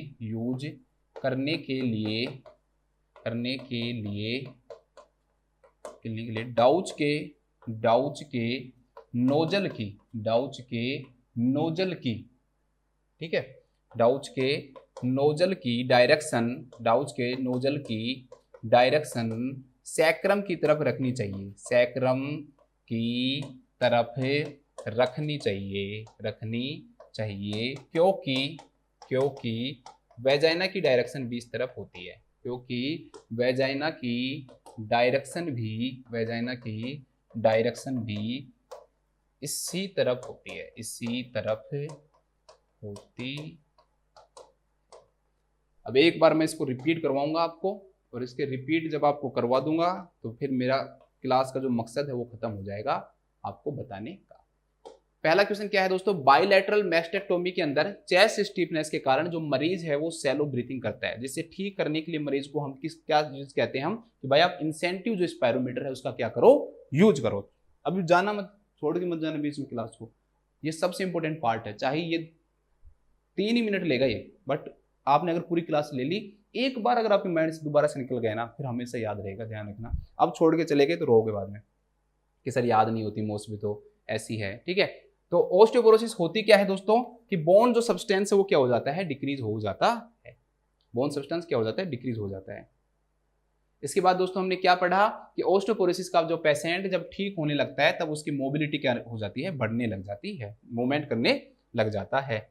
आगे क्या लिखा है मैंने, हम patient exercise calcium vitamin diet देते हैं, पेशेंट को ये सब देते हैं। इसके बाद नेक्स्ट क्वेश्चन क्या है, प्रोलॉन्ग्ड इमोबिलिटी के कारण बोन का डिमिनराइजेशन क्या हो जाता है, बढ़ जाता है, जिससे कि ओस्टियोपोरोसिस के रिस्क क्या हो जाते हैं दोस्तों, बढ़ जाते हैं। टर्निप ग्रीप कैल्शियम का एक अच्छा सोर्स है। ओस्टियोपोरोसिस के मरीज को डिस्चार्ज करते समय डाइट और एक्सरसाइज के ऊपर क्या करना चाहिए, उसको फोकस करना चाहिए। इसके बाद टेरीपेराटाइडिक पीटीएच एगोनिस्ट है, तो टेरी से याद रखना टीबी याद रख लेना, मतलब teriparatide osteoblast, B for blast, osteoblast पे फोकस करता है, ठीक है। गोनोरिया को प्रिवेंट करने के लिए कोंडम का यूज करना एक अच्छा मेथड है, ठीक है। इसके बाद में नेक्स्ट है, ट्राइकोमोनल इन्फेक्शन के ट्रीटमेंट में कौन सी ड्रग यूज की जाती है, मेट्रोनिडाजोल।